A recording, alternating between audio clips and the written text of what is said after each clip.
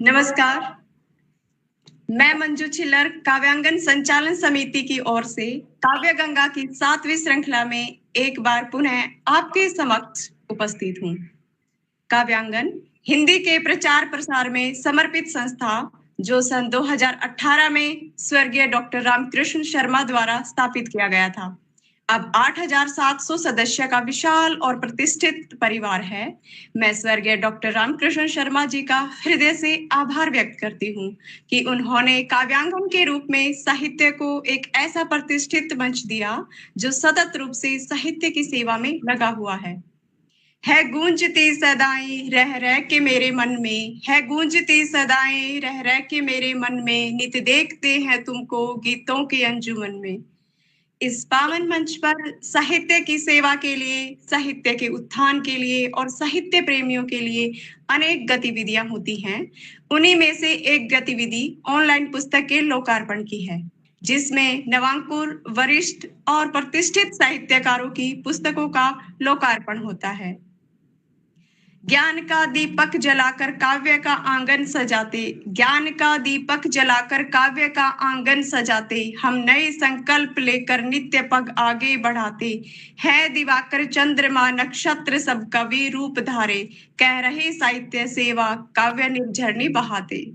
तो आज इसी क्रम में हम काव्यांगन के इस प्रतिष्ठित मंच पर आदरणीय भारती दिशा के नए काव्य संग्रह बरस रहा ने के लोकार्पण के लिए यहाँ एकत्रित हुए हैं। आदरणीय भारती उपाध्याय जी, जिनका उपनाम दिशा है, को कौन नहीं जानता। आप किसी परिचय के मोहताज नहीं हैं, लेकिन फिर भी परिचय देना कार्यक्रम की औपचारिकता है। तो आइए जानते हैं भारती दिशा के बारे में। आपका जन्म पीलीभीत में पिता श्री हरिदत्त जी और माता जी श्रीमती प्रेमा जोशी जी के घर में हुआ। पिताजी के बार बार स्थानांतरण होने की वजह से अलग अलग जगह शिक्षा हुई। प्रारंभिक शिक्षा बरेली, लखनऊ और चमोली में पूरी हुई। इंटरमीडिएट फाइनल और बीए प्रथम वर्ष पीलीभीत, शेष शिक्षा बाराबंकी में व्यक्तिगत रूप से पूर्ण हुई। आजकल आपका स्थायी निवास लखनऊ उत्तर प्रदेश है। शिक्षा स्नातकोत्तर अर्थशास्त्र में पूर्ण हुई। 80 के दशक में त्योहारों पर शुभकामनाओं के रूप में प्रेषित की गई पंक्तियों से आपके लेखन की नींव पड़ी। उसके बाद अमृत प्रभात में, बहस कालम में, बहस परिचर्चा में सहभागिता, दैनिक जागरण में बाल रचनाएं, बाल कविता, बाल कहानी व स्त्री विषयक लेख के रूप में नव भारत टाइम्स में लेख और बाल रचनाएं और जनसत्ता में प्रकाशित हुई। रचनाओं के द्वारा आपकी लेखनी निरंतर सशक्त हुई। साहित्यिक उपलब्धियों की बात करें तो आपकी एक के बाद एक 11 साझा संकलन में रचनाएं प्रकाशित हो चुकी हैं, जिनके नाम है बेटी, मेरी माँ, पाठशाला की सुगंध, गुलिस्ता पुस्तक पाठशाला, आराधना के स्वर, यदुवंशी श्री कृष्ण, चंद्रयान विश्व कीर्तिमान, नवीन वार्णिक छंदों पर साझा संकलन। आपके लेखन में परिपक्वता के साथ एक प्रवाह है। उनकी सभी कृतियां रोचक और प्रेरणास्पद हैं। आज आपके लिखे हुए नए काव्य संग्रह बरस रहा ने के लोकार्पण के लिए हम सब यहाँ एकत्रित हुए हैं। तो आइए इसके लोकार्पण के लिए आज यहाँ आए प्रख्यात आलोचक, साहित्यकार जो पुस्तक के लोकार्पण के लिए उपस्थित हैं, मैं उनका परिचय आप सभी से कराती हूँ। हमारे साथ हैं आदरणीय रमापति त्रिवेदी जी, जो कवि एवं साहित्यकार के साथ काव्यांगन मंच के संचालक वरिष्ठ एडमिन हैं दिल्ली से। श्री मुक्तिनाथ त्रिपाठी हमारे साथ गोरखपुर से हैं, प्रसिद्ध कवि और काव्यांगन के एडमिन हैं। श्री नवल किशोर सिंह जी को कौन नहीं जानता, आप एक छंद विशेषज्ञ के रूप में प्रसिद्ध हैं, प्रसिद्ध समीक्षक हैं, संचालन समिति के एडमिन हैं। डॉक्टर राकेश शर्मा, राकेश जी हमारे साथ बरेली से जुड़े हैं। आप प्रसिद्ध साहित्यकार, कवि और सहृदय आलोचक के साथ काव्यांगन के प्रमुख स्तंभ हैं। श्रीमती शिल्पी सिंह जी विदुषी कवित्री और प्रसिद्ध संचालिका के साथ एडमिन हैं।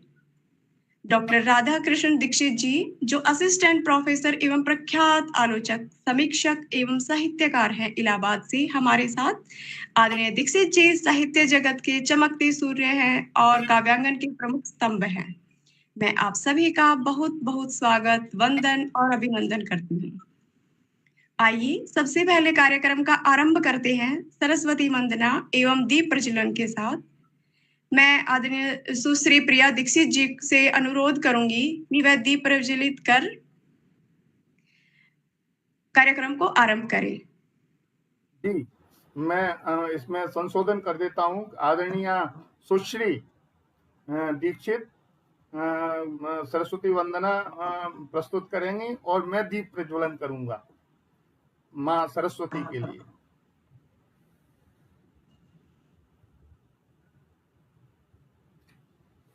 जी, प्रारंभ करिए आप।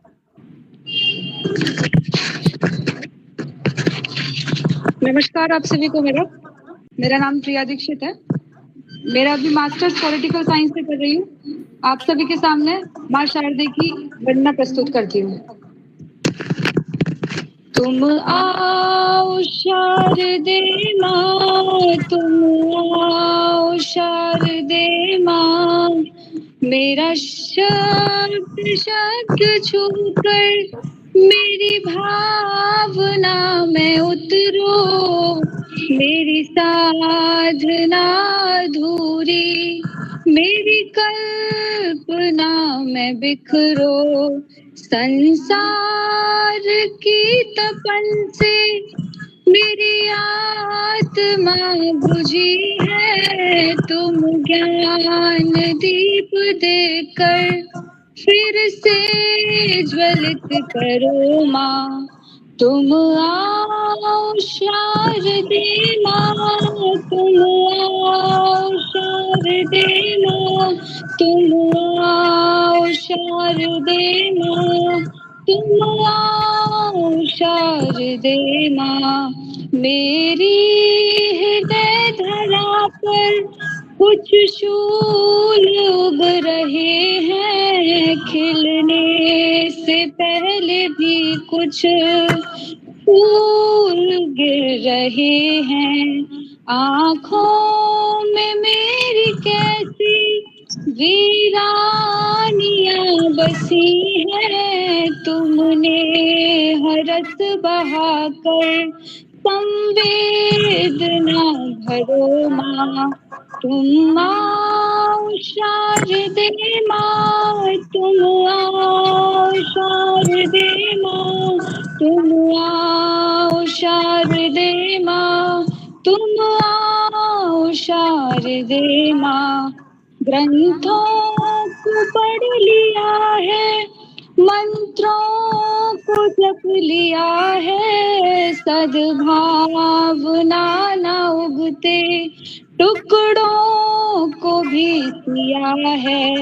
मेरे अहम को पाकर मेरे अहम के पर्वत कर चूर चूर दे माँ। तुम आओ शारदे माँ, तुम आओ शारदे माँ। मेरी लेखनी लिखे तो जन पीड़ा, माता पिता गुरु की संघर्ष कीड़ा लिख दे। ऋषियों की लिखे तपस्या, सतियों का त्याग लिख दे। माँ भारती के चरणों का श्रृंगार लिख दे। कर दो कृपा तुम मुझ पर हे वरदायिनी माँ। तुम आओ शारदे माँ, तुम आओ शारदे माँ, तुम आओ शारदे माँ, तुम आओ शारदे माँ, तुम आओ शारदे माँ, तुम आओ शारदे माँ। बहुत बहुत धन्यवाद। बहुत शुभ, बहुत शुभ। माँ वीणा वादनी मंच पर स्थापित हो चुकी हैं। मेरा शत शत नमन है। मात शारदा उर बसो धरकर सम्यक रूप, सत्य सृजन करते रहें लेकर भाव अनूप।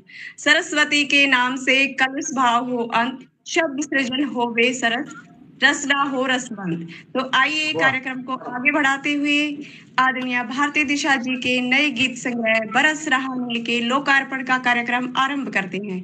मैं सभी अतिथियों से आग्रह करूंगी कि वह पुस्तक का अनावरण कर इसका लोकार्पण करें।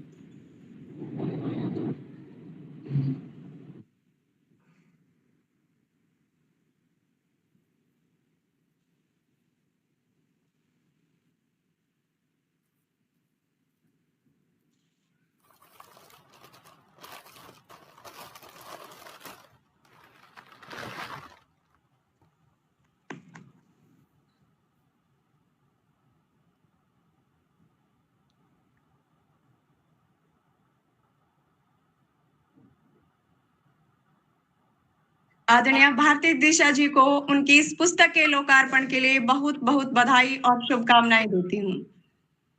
तड़पन जो धरा की आज हुई दूर, पारा जो चढ़ा था अहम हुआ चूर।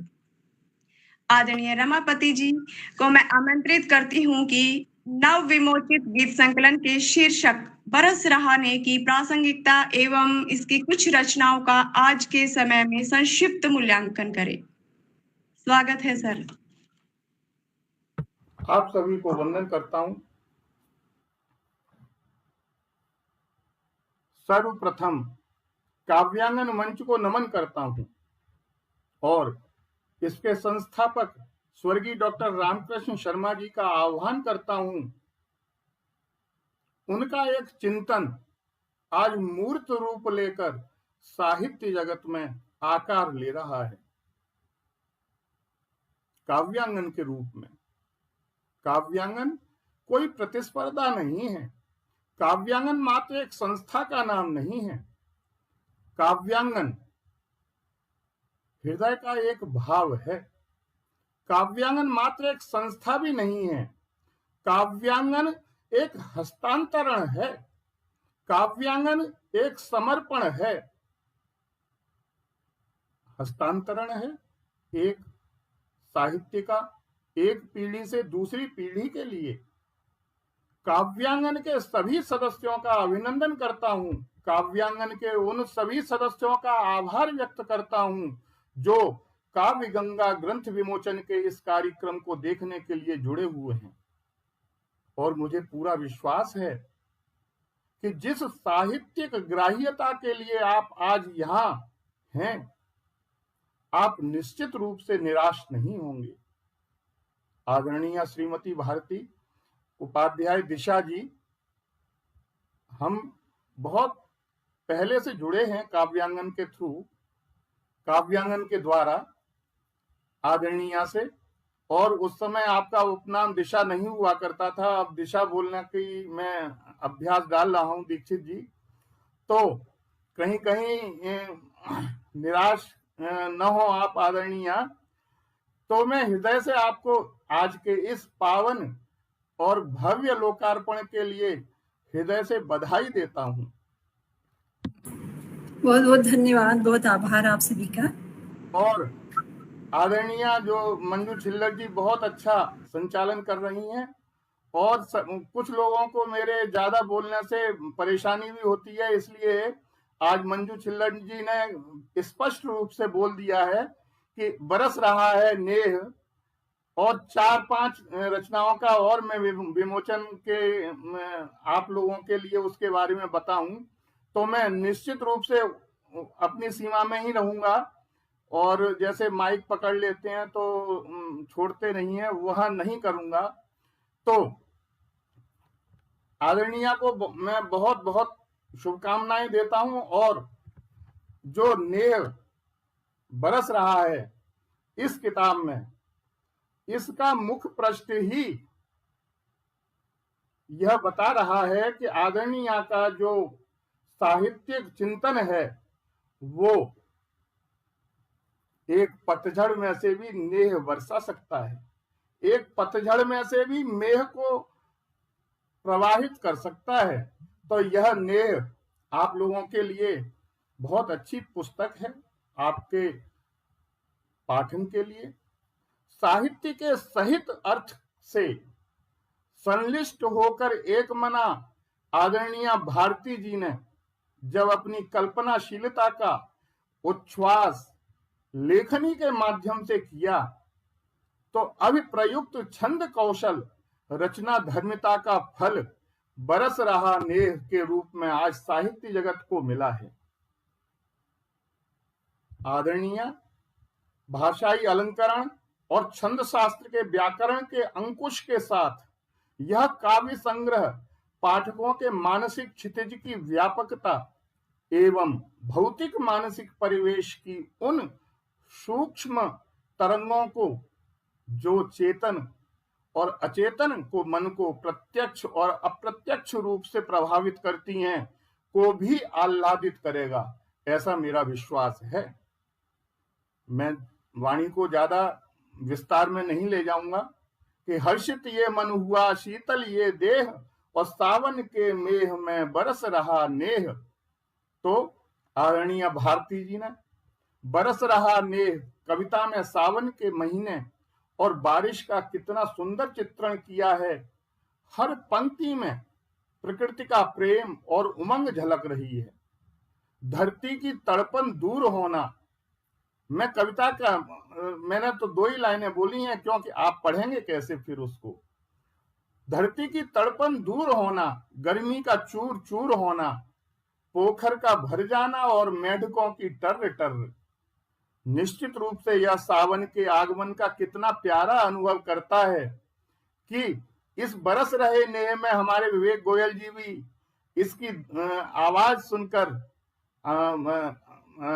अमेरिका से जुड़े हुए हैं अभी अभी। तो यह सब सावन के आगमन का इतना प्यारा अनुभव कराता है कि जीव जंतु पशु पक्षी के लिए छोड़ दीजिए तो मानव का मन भी अमेरिका से यहां तक आ जाता है। तो शीतल हवा का बहना और धूल का बैठ जाना, जैसे प्रकृति ने राहत की सांस ली हो। शिवजी को जल चढ़ाना, बच्चों को कागज की नाव लेकर निकलना, यह सावन के पारंपरिक और मासूम अंदाज को दिखाता है, सरल हृदय को दिखाता है, जो कि आदरणीय की लेखनी से निरंतर प्रवाहित होता है और काव्यांगन के द्वारा प्रवाहित होता है।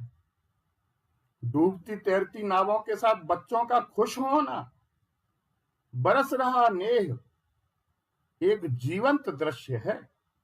किसान का खेतों की ओर जाना और बादल का धरती से डोर बांधना, यह प्रकृति और मनुष्य के अटूट संबंध को दर्शाता है। आदरणीय भारतीय जनमानस से जुड़ी हुई हैं। कविता की हर पंक्ति में सावन का स्नेह बरस रहा है, बरस रहा नेह बहुत गहराई से महसूस हो रहा है।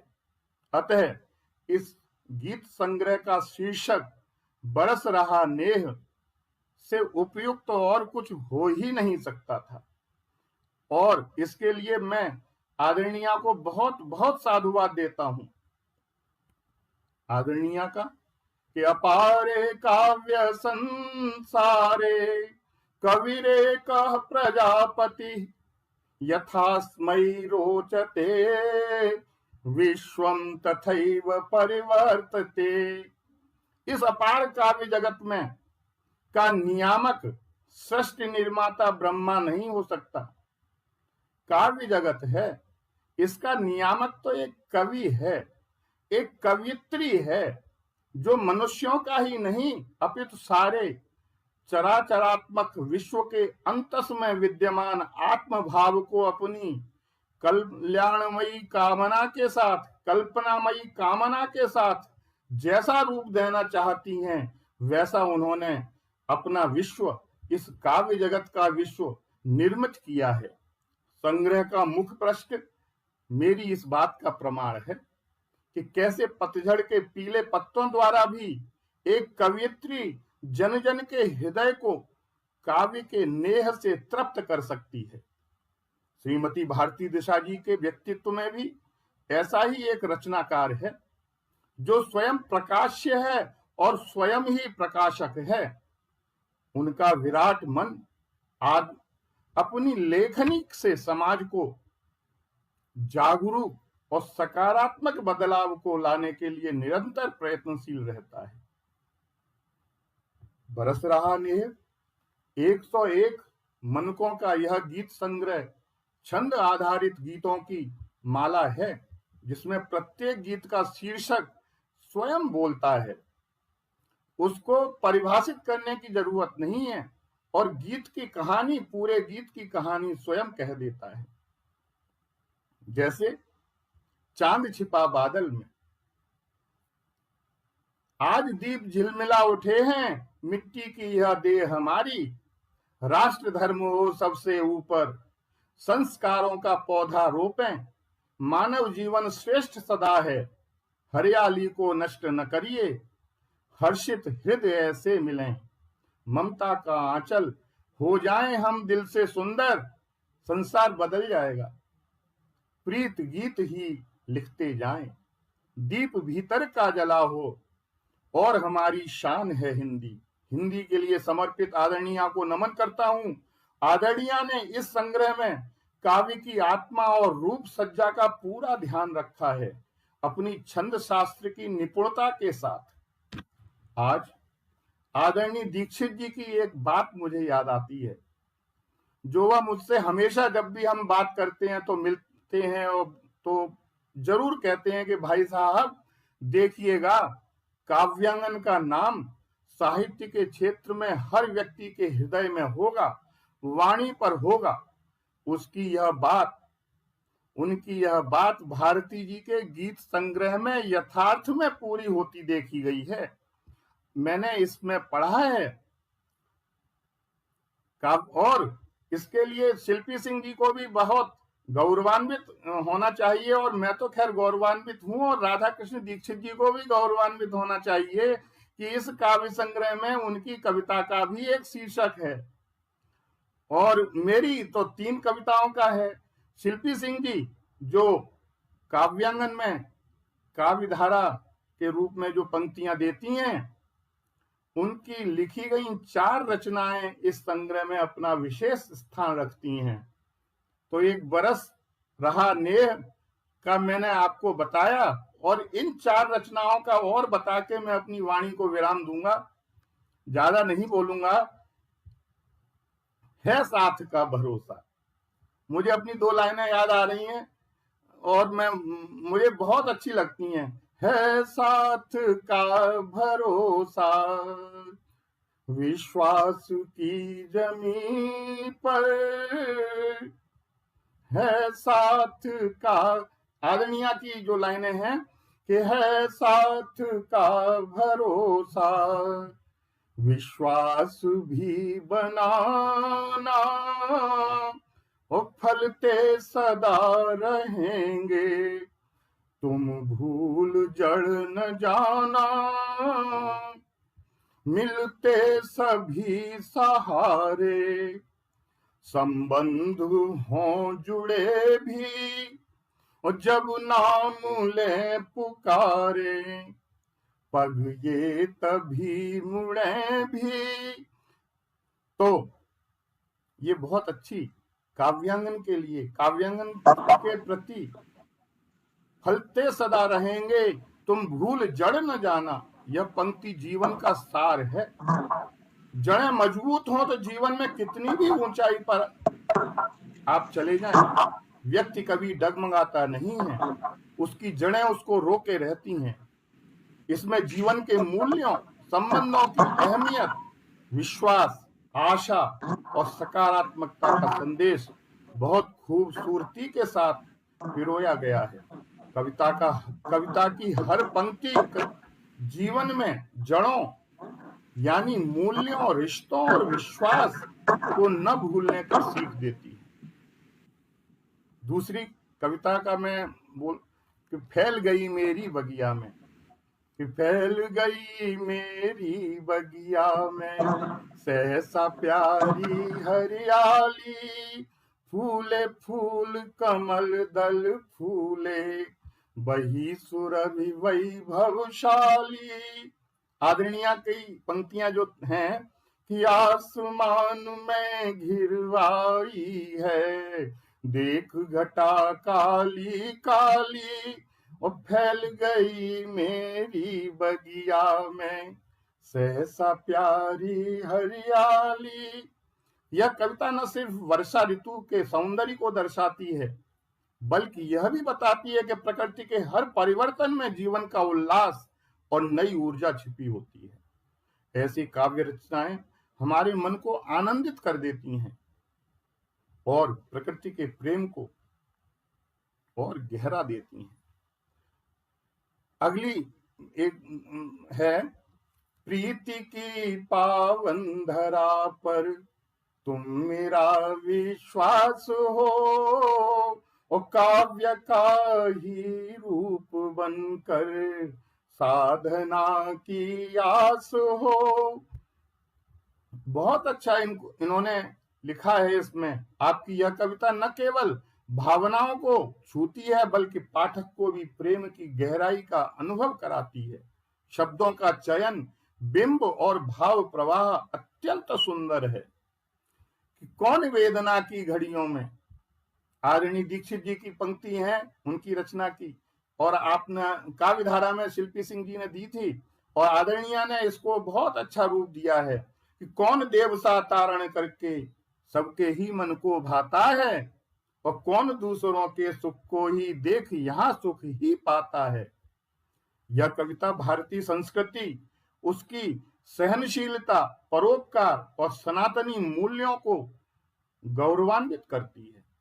कविता में प्रश्न के माध्यम से यह बताया गया है कि कौन है जो दूसरों के सुख में सुखी होता है, और जिसने हर आघात के बावजूद अपनी संस्कृति, परोपकार और ज्ञान का दान देना नहीं छोड़ा। मुझे विश्वास है कि इस संग्रह का प्रत्येक गीत अपने आप में एक कहानी कहता है, एक अनुभव साझा करता है, और इसके पाठकों के मन में एक स्थायी छाप छोड़ जाएगा। यह गीत हमें हंसाएंगे, यह गीत हमें रुलाएंगे, सिखाएंगे, सोचने पर मजबूर करेंगे और एक नई राह भी दिखाएंगे। मैं इस अवसर पर आदरणीय को उनकी इस अनुपम कृति के लिए हार्दिक बधाई देता हूं, और कामना करता हूं कि उनके गीतों की यह मधुर यात्रा अनवरत जारी रहे, और वे अपनी रचनाओं से हम सभी को इसी प्रकार आनंदित और प्रेरित करती रहें। बहुत बहुत आभार व्यक्त करता हूं और बहुत बहुत धन्यवाद आदरणीय, इतनी सुंदर समीक्षा करने के लिए और इस तरह से पटेल के बारे में पूरा बताने के लिए बहुत बहुत आभार आपका। सर, जैसा सुना था वैसी ही समीक्षा की आपने, बहुत बारीकी से इसका विश्लेषण किया सर, बहुत बहुत बधाई। आदरणीय दिशा जी, जैसा कि हमें पता चला है कि आपका साहित्य सफर बाल साहित्य और परिचर्चाओं से प्रारंभ हुआ, फिर आपकी यह गद्य से पद्य का विधा परिवर्तन कैसे हुआ, कृपया संक्षेप में बताएं। जी, एक बार पहले मैं मंच को भी नमन करना चाहूँगी, मंच पे उपस्थित सभी आदरणीय सम्माननीय साहित्यकारों को नमन करना चाहूँगी, और साथ में अपने सभी गुरुजनों को प्रणाम करना चाहूँगी, माँ वीणा को प्रणाम करना चाहूँगी, छंदाचार्य गणेश को नमन करना चाहूँगी। उसके बाद बताती हूँ, बाल साहित्य और परिचर्चा की जो आपने बात कही, उससे तो सफ़र प्रारंभ हुआ ही, लेकिन लिखना अभी लेख वगैरह जो है वो भी जारी है। चूँकि आपके पटल पे लेख वगैरह नहीं होते हैं तो नहीं बेचते हैं, लेकिन हाँ, और पटल पे कभी लेख हो या फिर किसी दूसरे पटल पे लघु कथा वगैरह या समीक्षा भी आती है तो उस पे भी कलम चलती है।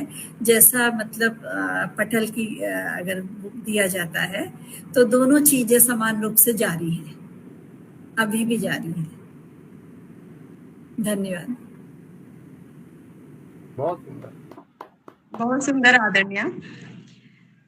ग्रंथ विमोचन के कार्यक्रम को आगे बढ़ाते हुए मैं आमंत्रित करती हूँ परम आदरणीय श्री मुक्तिनाथ त्रिपाठी जी को, और उनसे अनुरोध करती हूँ कि इस गीत संग्रह की रचनाओं में प्रयुक्त भाषा शैली एवं गीत संग्रह का समाज पर प्रभाव के बारे में हमारे दर्शकों को बताएं। पहले तो भारती जी को बहुत बहुत बधाइयाँ और शुभकामनाएं। श्रीमती भारती दिशा जी एक मृदुभाषी व्यक्तित्व की धनी है और जैसी मृदुलता इनकी वाणी में है वैसे ही सरलता इनकी कविताओं में है। आपकी नवीनतम पुस्तक बरस रहा नेह पढ़ने का मुझे अवसर मिला। नवीनतम पुस्तक बरस रहा नेह, जिसमें मानव मन की विभिन्न संवेदनाओं को आपने समाहित करने का भरपूर प्रयास किया है। श्रीमती भारती उपाध्याय जी द्वारा गीत संग्रह बरस रहा नेह की भाषा शैली बहुत ही सरल, सहज और बोधगम्य है। किसी रचना का भाषा सौष्ठव अत्यंत ही महत्वपूर्ण होता है।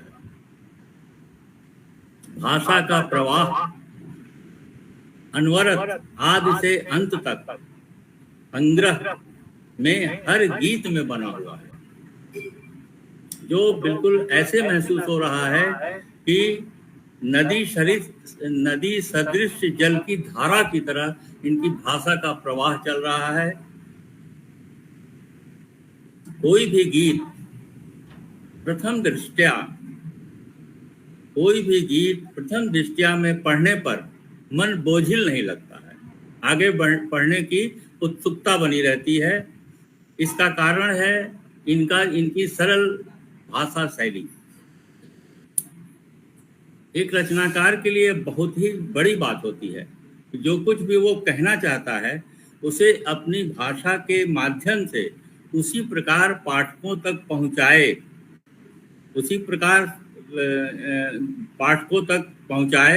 भारती जी ने इस कार्य को बहुत ही सुंदरता से एक अच्छी शैली में किया है। इसके लिए श्रीमती भारती जी को बहुत बहुत बधाई। संग्रह के कुछ गीत तो अपनी भाषा शैली के कारण बहुत सुंदर बन पड़े हैं। छंद में बंधकर भाषा की मधुरता और सरलता को बनाए रखना इतना आसान भी नहीं है। प्रत्येक गीत लयबद्ध है। कब मैंने पुस्तक को पढ़ना प्रारंभ किया और कब खत्म हो गई मुझे पता ही नहीं चला। भाषा इतनी सरल। इसका मुख्य कारण है इनकी सरल सुगठित भाषा शैली। पुस्तक में संग्रहित किसी भी गीत को यदि देखा जाए तो विभिन्न भाषाओं के शब्द अनायास ही माला की भांति पिरोए हुए जैसे लगते, जैसे तत्सम भाषा शब्द श्रम, शक्ति, सत्कर्म एवं भक्ति शब्द भाषा को परिष्कृत करते हैं। सार छंद, कुकुब छंद का प्रयोग भाषा में लावड़िया लाता है। आपके दोहा गीत हुआ लाल रंग और आकाश है। होली का वर्णन, जिसमें जो होलियारे शब्द का प्रयोग बहुत ही सुंदरता के साथ किया गया है, जो किसी भी पाठक को आकर्षित करता है। अन्य है जैसे पतझड़ सा है जीवन मेरा। कभी कभी जो है कविताओं के शीर्षक भी आकर्षित करते हैं, तो अनायासी बरबस व्यक्ति शीर्षक को ही आधार मान के उस पूरी कविता को पढ़ता है। जैसे पतझड़ सा है जीवन मेरा।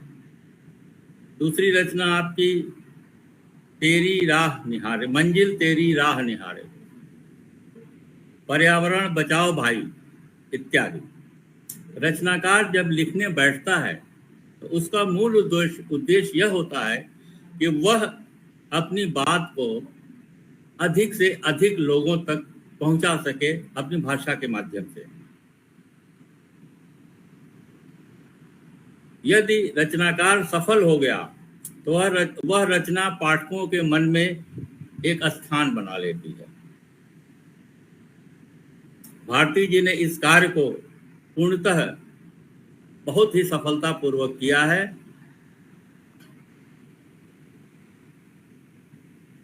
ओजस्वी रचनाओं में ओजस्वी भाषा का प्रयोग किया गया है। वही सुंदर शब्दों में राम कृपा पाने को की गई रचनाकार के भक्ति भाव को दर्शाता है। बहुत सुंदर।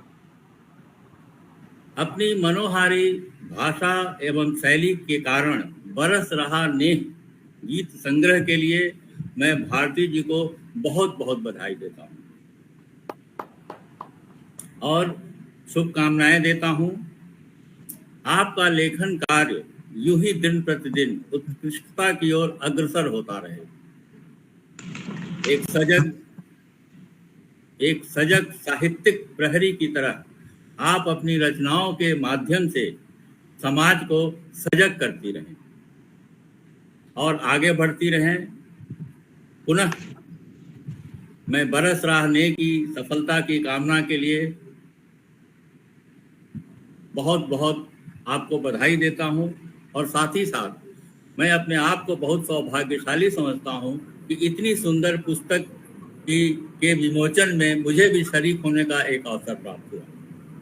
बहुत बहुत आभार आदरणीय आपका, बहुत बहुत धन्यवाद इतनी सुंदर शब्दों में मेरी पुस्तक का वो करने के लिए, विवेचन करने के लिए। बहुत सुंदर सर। मैं अब अगले प्रश्न की ओर चलती हूँ। आदरणीय भारती जी, मैं आपसे जानना चाहती हूँ कि आज के समय में लिखे जा रहे छंद मुक्त काव्य साहित्य के बारे में आपका व्यक्तिगत मत क्या है? क्या आप भी अतुकांत काव्य लिखती हैं? जब कविता की या रचना की शुरुआत हुई थी तो उसमें बहुत सी रचनाएं ऐसी थी कि लिखी गई जिनको कह सकते हैं कि छंद तो आते नहीं थे, तो अतुकांत में भी कह सकते हैं, लेकिन ऐसा नहीं होता था कि पूरा गद्य हो जाए, जैसा कि आजकल की रचनाओं में बहुत से इस तरह से देखने को मिलता है कि पूरा गद्य है। तो कभी कभी लगता है कि लोग गद्य ही क्यों नहीं लिख लेते, एक अच्छा सा लेख लिख लें। लेकिन हाँ, अगर जो मेरी पुरानी रचनाएं हैं अभी भी उनको सामने से आती हैं नजर, तो लगता है कुछ कमी है, फिर उनको मैं सही कर लेती हूँ, पुराना जो भी है। तो एक चीज कभी कभी यह भी लगती है कि जो हमने लिख लिया तो थोड़ा इंतजार करना चाहिए और परिष्कृत होने का।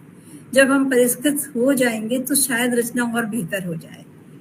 तो अतुकांत रचना लिख रहे हैं लोग, अच्छी बात है। साहित्य में ये है कि कुछ ना कुछ लिखनी चलनी चाहिए वाला हिसाब है, लेकिन लोग सब्र नहीं करते। तो अगर वो करेंगे तो रचना मतलब साहित्य और समृद्ध होगा।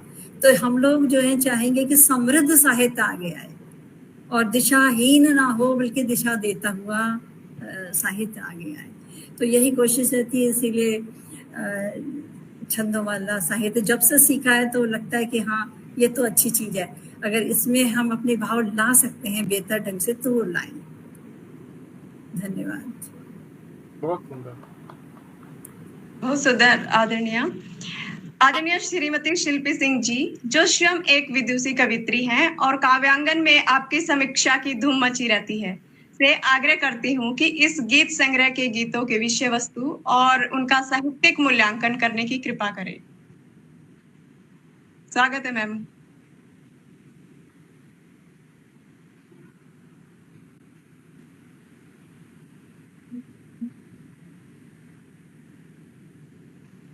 बहुत बहुत धन्यवाद मैम।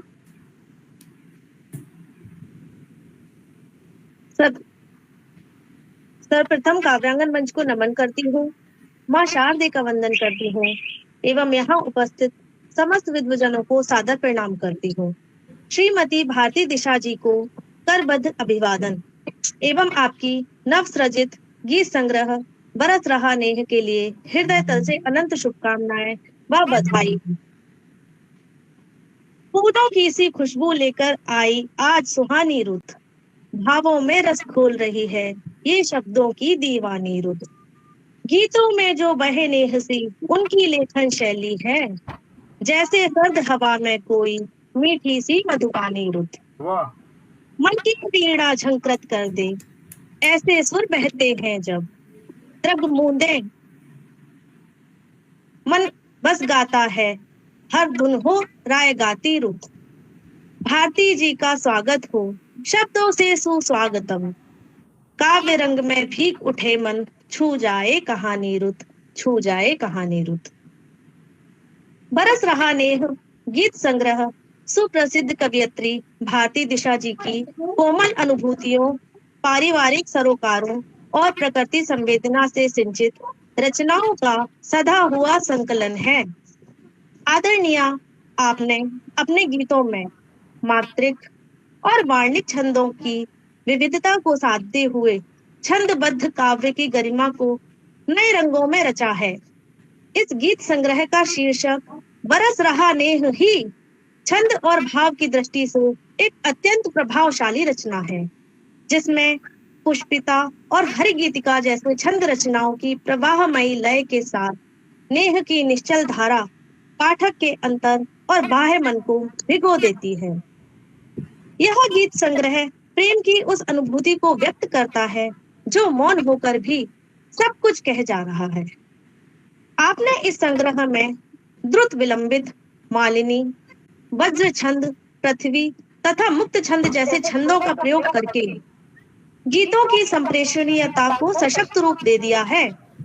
इसके कुछ गीत जैसे मन वीणा के तार, धूप छांव की छाह, गूंज रहे हैं गीत इत्यादि में छंदों की संरचना और भावों का ऐसा सदा हुआ सामंजस्य मिलता है जो शिल्प की परिपक्वता का प्रमाण है।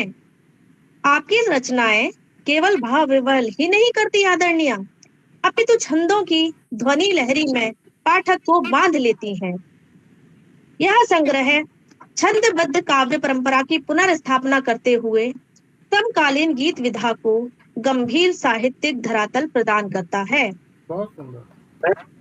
संवेदना, भाषा, छंद और भाव, इन चारों स्तरों पर यह एक सशक्त उदाहरण है कि गीत विधा केवल गेयता नहीं है, बल्कि गहराई, संप्रेषण और सौंदर्य का भी माध्यम हो सकती है। बरस रहा नेह गीत संग्रह गीत माधुर्य का वह झरना है जो पाठक के हृदय में नमी छोड़ जाता है, नेह की, शब्दों की और छंदों की। पुनः आपको एक बार बहुत बहुत शुभकामनाएं आदरणीय, बहुत बहुत धन्यवाद आपका। बहुत सुंदर। बहुत बहुत धन्यवाद आपका शिल्पी जी, इतनी सुंदर समीक्षा करने के लिए पुस्तक की। बहुत बहुत धन्यवाद। और आपकी सुंदर कविता के लिए भी जो मेरे लिए आपने पढ़ी। आपने स्तर की विवेचना बहुत अच्छे से की आदरणीय, क्योंकि यह गीत संग्रह मूल रूप से छंद आधारित संग्रह है और छंद की मापनी पर इसकी समीक्षा न हो यह सही नहीं माना जाएगा। इसके लिए मैं आदरणीय नवल किशोर जी को आमंत्रित करती हूं कि गीत संग्रह का इस परिप्रेक्ष्य में उसकी छंद योजना और आज के समय में लिखे जा रहे मुक्त छंद साहित्य के संग्रह का औचित्य पर प्रकाश डालने की कृपा करें। स्वागत है सर आपका। आप सब लोगों को प्रणाम। सर्वप्रथम आदरणीय भारती उपाध्याय दिशा जी को उनके गीत संकलन बरस रहा नेह के लिए गगन भर शुभकामनाएं। और साथ ही साथ छंदों की प्राण प्रतिष्ठा में सतत लीन उनके गुरुदेव आदरणीय डॉक्टर रामनाथ साहू ननकी जी को भी हार्दिक बधाई। आज जब लोग छांदस सृजन से इतर मुक्त छंद और मुक्त छंद को भी छोड़ दीजिए तो यह कहना ज़्यादा समीचीन होगा कि आज का काव्य सृजन छंद, मुक्त छंद या नई कविता के धरातल को छोड़कर गद्य कविता की ओर अग्रसर है।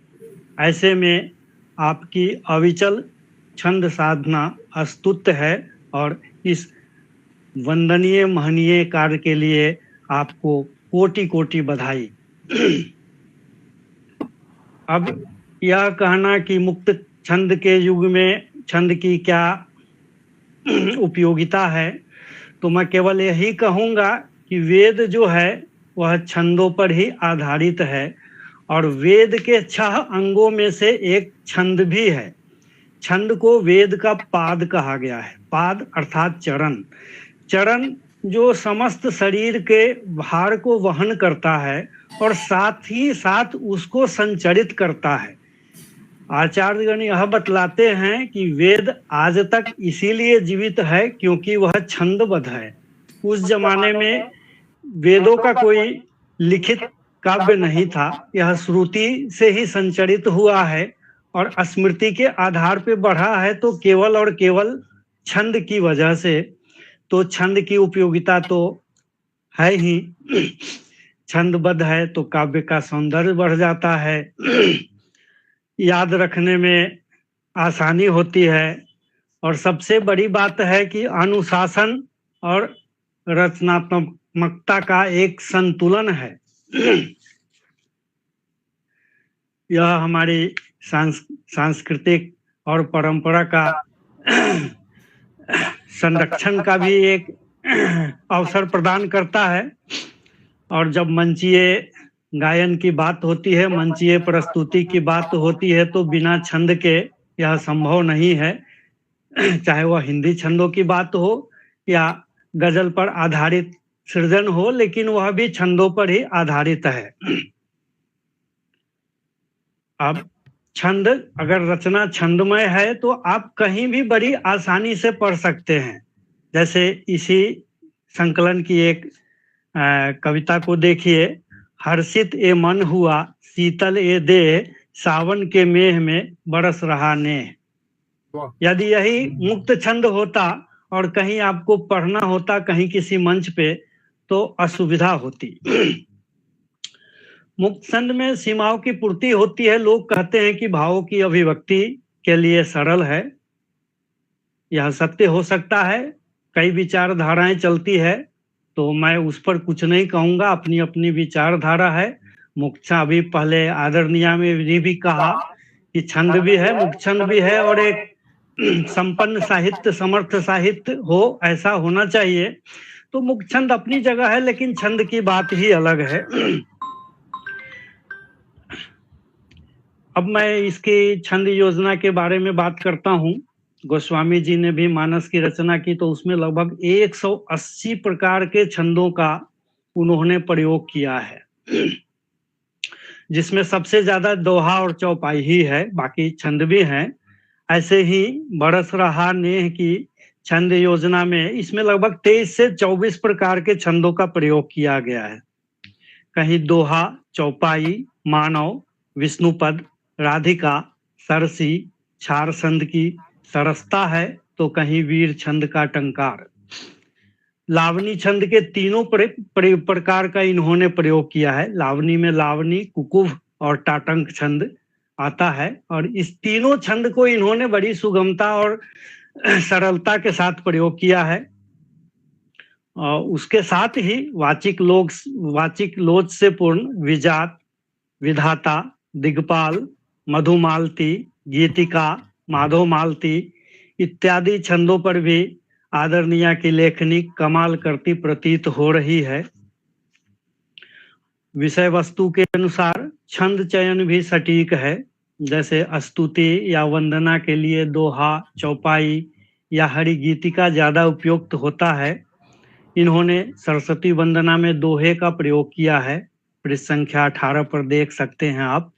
विद्या भावों की दे अंजलि, दे करुणा का दान, विद्या की हो दायनी, करती कृपा निधान। ऐसे ही आगे इन्होंने गणपति वंदना में चौपाई का प्रयोग किया है। प्रथम पूज्य गणराज विराजे, मूषक वाहन उनका साजे।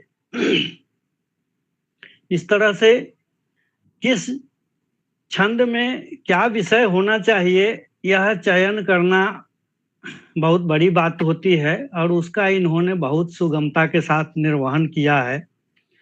बादल से आच्छादित रात्रि में चांद्र के चित्रांकन का एक प्रतिदर्श देखिए, जिसमें इन्होंने योग छंद का प्रयोग किया है, पृष्ठ संख्या 21 पर।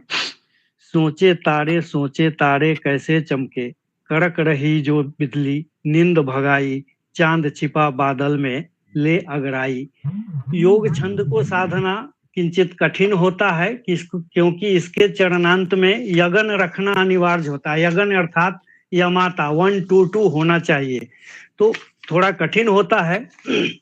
लेकिन इन्होंने जो भी छंद साधा है सबको बड़ी सुगमता, सरलता और सटीकता के साथ साधा है।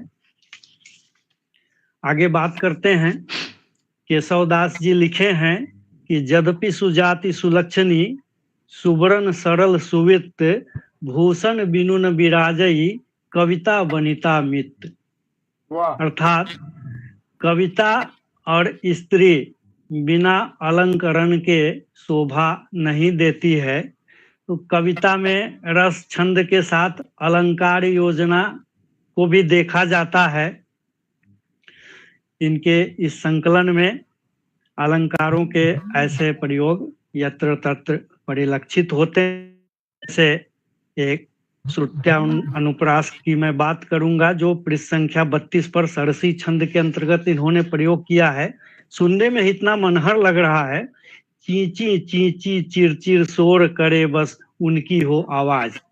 यहाँ इस अनुप्रास की वजह से इस पंक्ति की ललित में द्विगुणित अभिवृद्धि हुई है। ऐसे ही सरसी छंद में ही इन्होंने एक और प्रयोग किया है पृष्ठ संख्या 44 पर।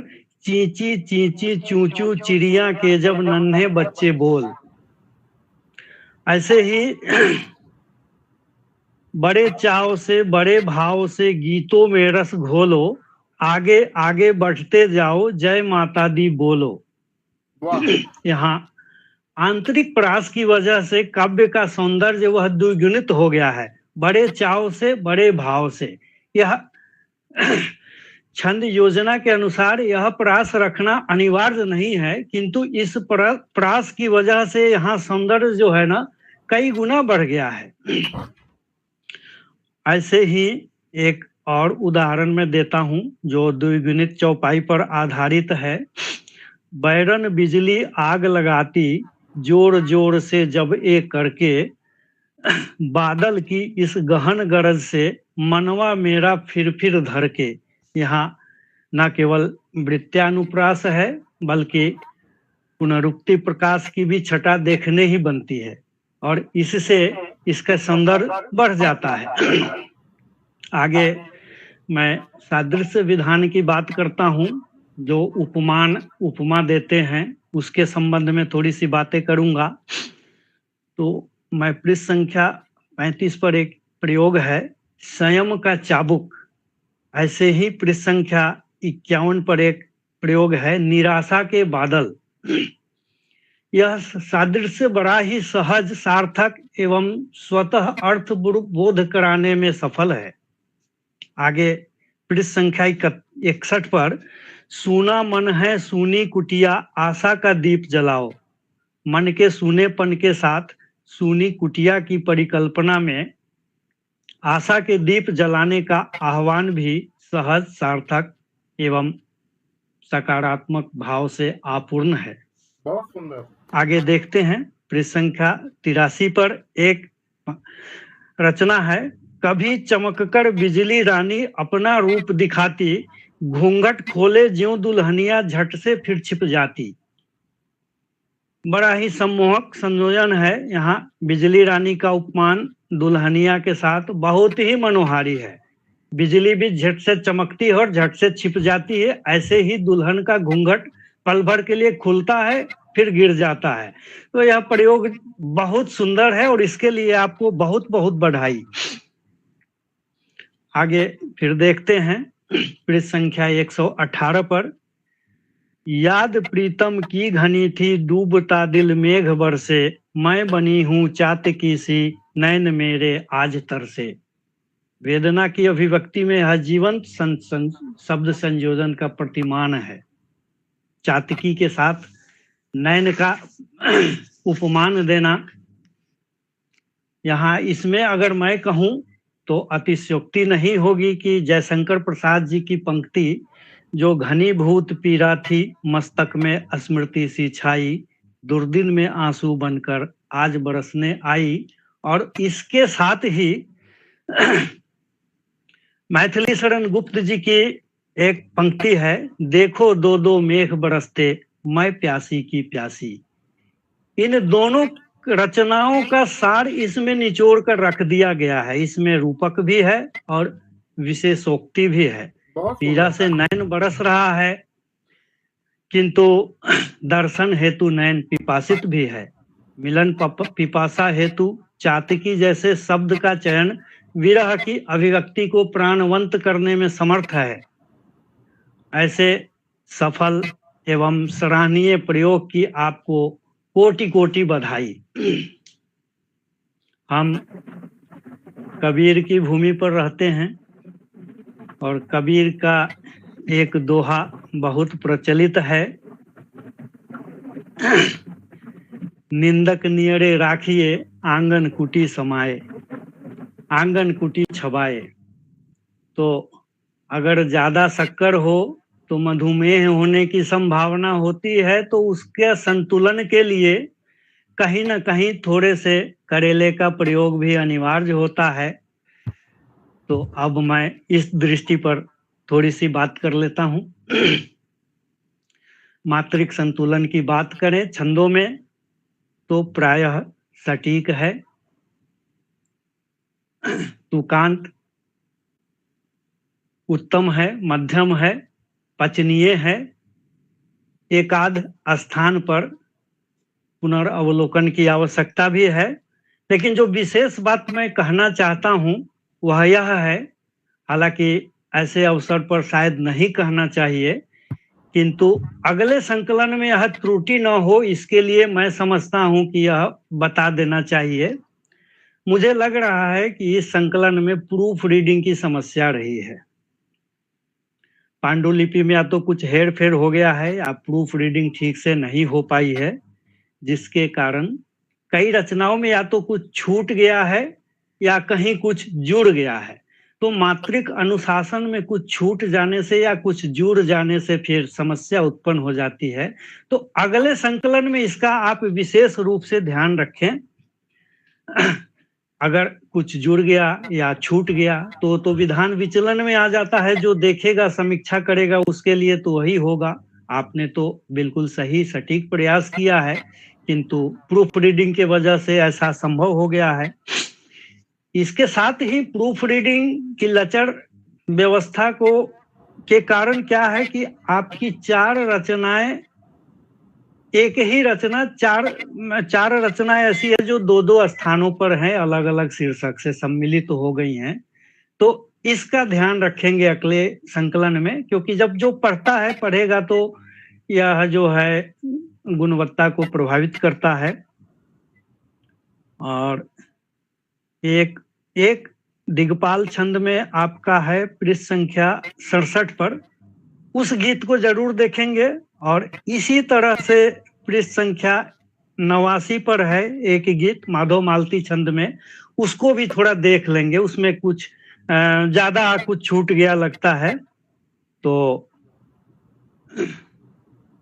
कोई समस्या नहीं है। आगे हम इसका आप ही की वाणी में मैं कहूंगा, अब तक रही कमी जो आगे नहीं करेंगे, जो ज्ञान मिल रहा है कमियां सभी भरेंगे। पृष्ठ संख्या 127 से उद्धृत है यह। इसी संकल्प के साथ सफलता के शिखर तक जाना है, आप ही का संकल्प है। संयम संकल्पों के द्वारा प्रतिमान नए सब गढ़ने हैं, यहाँ सब लगता है छूट गया है। चरण वंदना करे सफलता स्वर्णिम अक्षर कढ़ने हैं। आपकी यह मनोकामना पूर्ण हो, आप प्रसिद्धि के उतुंग शिखर पर विराजमान हो। आपके लिए मैं एक पद समर्पित करना चाहता हूँ। बरस रहा है नेह भारती के आंगन में, क्षणबद्ध रस में आपके आलेखन में। लेखन ललित ललाम रहे गतिशील निरंतर, गूंजे जग में नाम कामना यही सुखंकर। माँ सरस्वती की कल्पना आपकी लेखनी पर सतत गतिशील रहे, आप इसी मनोयोग से छंद संवर्धन करती रहे। आपको राशि राशि बधाई, अनंत शुभकामनाएं। जय हिंदी, जय हिंद। धन्यवाद। बहुत बहुत धन्यवाद आपको बहुत सुंदर सर। मार्गदर्शन करने के लिए और इतनी सुंदर समीक्षा करने के लिए बहुत बहुत धन्यवाद आदरणीय आपका, बहुत आभार के साथ। आपके मार्गदर्शन और समीक्षा के लिए बहुत बहुत धन्यवाद आदरणीय। आदरणीय भारती जी, वैसे तो आपने गीत संग्रह में सभी विषयों को लिया है, लेकिन हमारे दर्शक अवश्य जानना चाहेंगे कि किस विषय को आपने अपने गीतों का आधार अधिक बनाया है। ऐसा तो कुछ भी नहीं है कि मैं किसी विषय को विशेष रूप से आधार बनाऊं, लेकिन अब धीरे धीरे मुझे एक तो होता है कि सामयिक रचनाएं, जैसे कि इधर अपना ऑपरेशन सिंदूर हुआ, राष्ट्रभक्ति से प्रेरित रचनाएं सामने आएंगी, क्योंकि मन में वही भाव ज्यादा होते हैं तो उस तरह की आएंगी। ऐसे पूरे वर्ष भर में तो भारत में तो सब कुछ बदलता रहता है, मौसम भी बदलते हैं, त्योहार भी बदलते हैं, तो सामयिक रचनाएं भी सामने आ जाती हैं। और कभी कभी पटल पर ऐसा होता है कि कोई विषय दे दिया जाता है तो उस विषय अनुरूप भी रचना हो जाती है। और कभी कभी ऐसा लगता है कि व्यक्ति के भीतर चूंकि जो भाव हैं तो उनको कहीं ना कहीं ऐसा होता है जैसे माना कोई जना दुखी है तो वो अपना दुख प्रेषित करेगा तो दुख बढ़ेगा। दुख के लिए भी समाधान होना चाहिए। अगर हम पीड़ित हैं, मन में हमारे पीड़ा है, तो वो पीड़ा सीधे सीधे दूसरे को न परोस दे। कहीं कहीं मुझे ऐसा भी लगता है उसका मंथन जरूर होना चाहिए। एक चीज मेरे दिमाग में है कि हर जना इस पृथ्वी पर जो भी जन है सब सहयोगी हैं। हम ही लोग नहीं देख पाते कि कहाँ से कैसे वो सहयोगी हैं। अगर कोई हमें दुख भी दे रहा तो वो भी सहयोगी है, लेकिन हमें ढूंढना पड़ेगा, वो हमारी दृष्टि की कमी हो जाती है। तो बस इतना ही, तो ये नहीं कह सकती कि कौन सी रचना मैं लिखूंगी। जब मेरा मन जो जिस भी भाव को लिखने का होगा मैं कुछ भी लिख सकती हूँ। धन्यवाद। बहुत सुंदर आदरणीय। कार्यक्रम को आगे बढ़ाते हुए बड़े सम्मान के साथ मैं आमंत्रित करती हूँ आदरणीय डॉक्टर राकेश शर्मा जी को। स्वयं साहित्यिक अनुभव की एक पाठशाला है और बहुत बहुत धन्यवाद आपका। और सर आपसे मैं अनुरोध करती हूँ कि आप हमें छंद गीत संग्रह की रचनाओं का साहित्य और समाज पर प्रभाव एवं आज इसकी साहित्यिक प्रासंगिकता के बारे में बताएं। बिल्कुल, धन्यवाद आपको। मैं आप सबको प्रणाम करता हूँ और विशेष रूप से केशा जी को बधाई देता हूँ इस सही दिशा के लिए। बहुत बहुत धन्यवाद। और मेरे मन में आ रही थी बात, शेख साहब ने अभी बहुत अच्छा वक्तव्य दिया छंद को लेकर के, तो मैं यही अनुरोध करना चाहता हूँ कि जड़ चेतन गुण दोषमय विश्व कीर करता, संत हंस गुण गण लहै परिहरि वारि विकार। कभी भी हंस ही है क्योंकि सरस्वती से जुड़ा हुआ है। तो धीरे धीरे, और जहां तक प्रश्न है, साहित्य समाज दोनों को प्रभावित करने वाला आपका गीत संग्रह है। बरस रहा है नेह, मुझे लगता है यह मेह से ही लिया है आपने। बरस रहा है मेह, नेह भी बरसता है, मेह भी बरसता है, नैन भी बरसते हैं। और नेह का कितना पसारा है। हर्षित ये मन हुआ शीतल ये देह, सावन के बेह में, सावन का महीना भी। अब आपने कहा, पूछा गया कि साहित्य भी प्रभावित होना चाहिए। निश्चित रूप से प्रभावित होगा, समाज भी प्रभावित होगा। साहित्य के लिए आपने बहुत ही प्रेरणा दी है नवोदित रचनाकारों के लिए। और सावन के लिए आपने लिखा है कई रचनाएं हैं। आयो रे सावन झूम के पृष्ठ 60 पर है। इसे देखकर लगता है आया सावन झूम के पिक्चर का भी नाम है। कभी देखी थी मैंने बचपन में, और धर्मेंद्र उसके एक्टर है। तो ये समाज कहीं ना कहीं प्रभावित है हमारे सावन से। आपकी रचनाओं का मूल स्वर भारतीय दर्शन है, तो आपकी ऋतुएं भी भारतीय है, आपके देवी देवता भी भारतीय है, आपकी राष्ट्रीयता भी भारतीय है।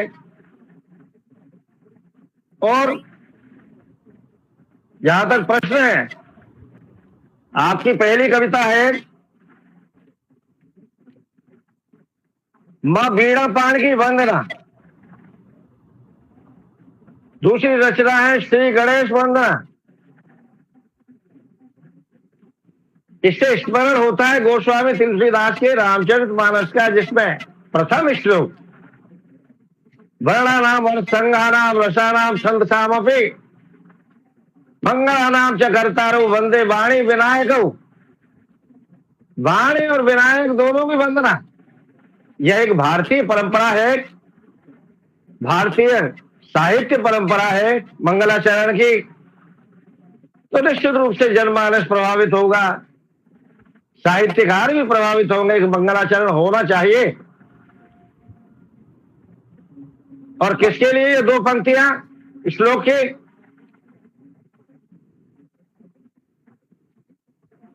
वर्ण, अर्थ, रस और छंद, सबका ध्यान रखा आपने। वर्ण भी सुंदर हो, मंगलमय हो, एक एक अक्षर, रस, छंद, उसका प्रयोग आपने किया। बद्दे बाण को बाणी विनायक हो, और उसके उपरांत गणेश जी आपको छंद सिखाते हैं। एक और रचना भगवान गणेश की, और उसमें लिखा है आपने श्री गणेश स्तुति पृष्ठ 21 पर है। श्री गणेश जी छंदाचार्य सीखते तुमसे, छंदाचार्यों को सिखाते हैं गणेश जी। और कृपा तुम्हारी जब न हो रहे थे गुम से, जब तक कृपा ना हो तब तक गुम से रहते हैं। और इसके अतिरिक्त गुरु वंदना है आपकी, कई गुरु वंदना है इसमें। मानो तुलसी सूर कबीर की परंपरा का निर्वाह कर रहे हो आप। ये सदगुरु जैसा परम हितैषी पृष्ठ 90 पर है, गुरु वंदना पृष्ठ 2 पर है इसी ग्रंथ में। पृष्ठ 1 से 16 पर गुरु चरणों में शीश झुकाएं, यह रचना भी देखिए। और गुरुवर हमें मिले हैं, पृष्ठ 129 पर यह रचना है। तो गुरु वंदना भी भारतीय जनमानस को प्रभावित करेगी। और जहां तक छंदों का प्रश्न है, आपके जो छंद हैं, आपने ऊपर जो संकेत दिए हैं हर छंद के ऊपर, वह नवोदित रचनाकारों के लिए सीखने का अवसर प्रदान करेंगे। और यह एक आपका अविरत प्रयास है कि छंद गीत संग्रह होना चाहिए। गीत संग्रह क्या, और हम लोगों में से मैं स्वयं ही नहीं लिख पाता, ऐसा छंदों में नहीं लिख पाता हूं जितना अच्छा आपने लिखा है। स्वतंत्र लेखन कार्य करता हूं, हर एक कोई नहीं लिख पाता। तो इसके लिए बहुत बहुत बधाइयां। और कहीं कोई कमी है तो निश्चित रूप से सुधार होता है। इस दृष्टि से भी, शिल्प सौंदर्य की दृष्टि से आपके गीत की जो वैयक्तिकता है, गीत की प्रमुख विशेषता होनी चाहिए वैयक्तिकता, निजता है, उसमें भाव प्रवणता है, संप्रेषणीयता है।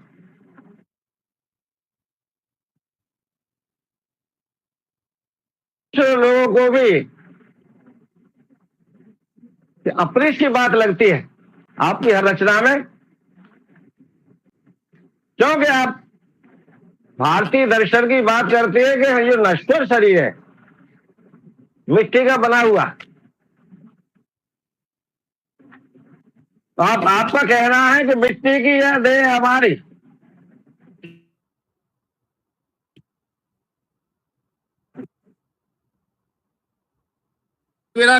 रवि काल गए गहे कर केश और ना जाने कि तुम्हार सी के घर के परदेश। तो इसी प्रकार की धारणा है आपकी भारतीय जनमानस जैसी।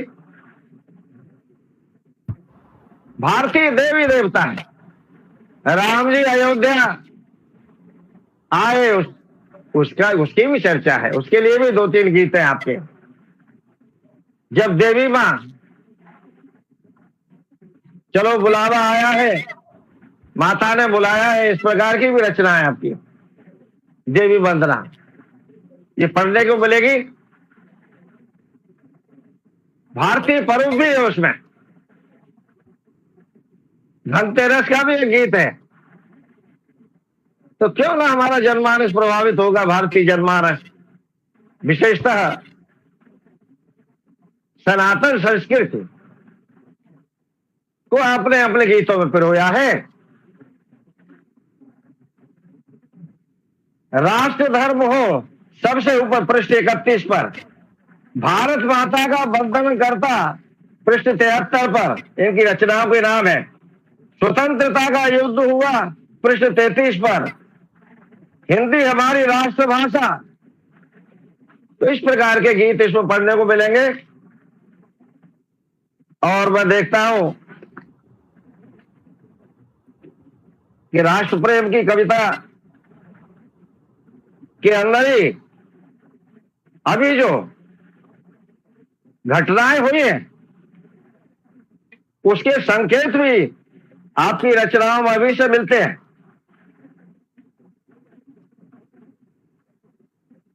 पहलगाम की घटना हुई तो कभी पहले से लिख देता है, देखता, नियंत्रण जग से छिपकर सबसे पहले वो हमें दिखाया करता है। कवियों को पहले ही पता लग जाता है। तभी तो आपने लिखा था कि सीमाओं पर दुश्मन बैठे लगा रहे हैं घात और सेनानी सब वीर हमारे देते उनको मात। काट काट दुश्मन को मारे रण की सब है शाम, राष्ट्र धर्म हो सबसे ऊपर होगा तब उत्थान। घुसपैठी बनकर जो आते हैं, जो रोहिंग्या वगैरह आते हैं, घुसपैठी घुसने का प्रयास करते हैं, घुसपैठी बनकर जो आते देना उनको रोक। अगर प्यार से बात न समझे पहुंचाए पर लोग, जैसा कि पहुंचाया ये अभी। नजर सदा पैनी रखना लेकर सब पहचान, पहरू सावधान रहना। ऊंची हुई मशाल हमारी आगे कठिन डगर है। भारत मां की वंदना, भारत मां की वंदना की। वर्षा रानी मत तरसाओ। लगता है आपको वर्षा भी बहुत अच्छी लगती है और सभी को अच्छी लगती है, और सावन की वर्षा हो तो बात ही कुछ अलग है? ग्रीष्म गर्मी भी, गर्मी आती है तो गर्मी आपको बिल्कुल अच्छी नहीं लगती। इसके साथ ही बच्चों के विषय में भी आपने विचार किया है। आपको समय समय पर जो विषय में ध्यान में आया तो विविध विषयों से परिपूर्ण है। बच्चे स्कूल जा रहे हैं, उनके लिए भी शुभकामनाएं आपने की है। आपने नवयुवकों के लिए भी संदेश दिए हैं। नीति की शिक्षाएं भी दी हैं, मोरल टीचिंग। आपकी अंतिम कविता है परिवर्तन का एक कदम ही। परिवर्तन होना चाहिए, सकारात्मक परिवर्तन हो। परिवर्तन का एक कदम ही राह नहीं बनाता है। नित्य अभ्यास करें जब तो हमको मंजिल तक पहुंचाता है। इसमें आपने कहा है कि भली सोच तो कड़ी जुड़े जब यह संसार सुहाता है। इसमें सत्संग को महत्व दिया है। सत्संग संगत अच्छी अपने अच्छी होगी, श्रेष्ठ सदा ही भाता है, और परिवर्तन ही एक कदम है।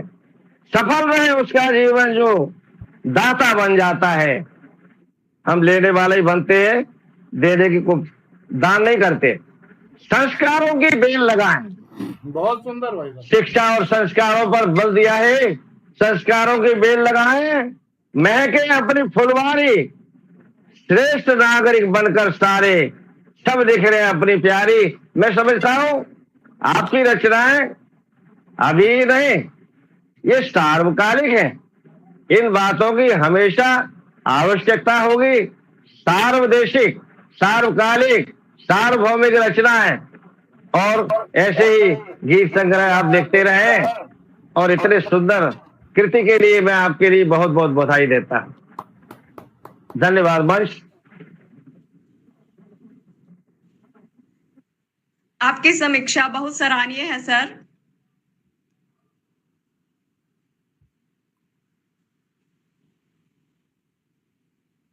जी चिल्लर जी।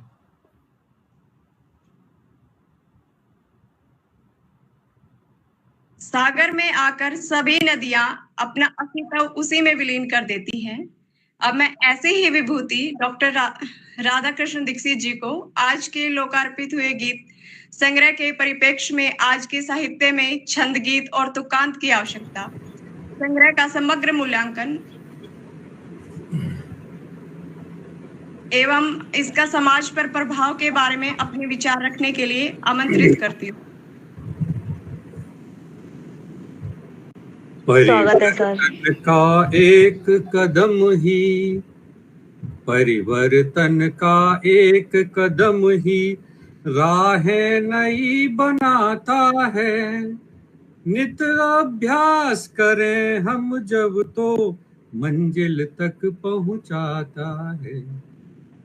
आदरणीय दिशा भारती जी के इस संकलन की पंक्तियों के साथ काव्यांगन आदरणीय मेरे मोबाइल में कुछ गड़बड़ हो गई थी तो मैं आपको धन्यवाद भी नहीं दे पाई। तो सबसे पहले आपने इतनी सुंदर समीक्षा वो आप एक साथ दीजिएगा, हम बाद में आपको बुलाते हैं।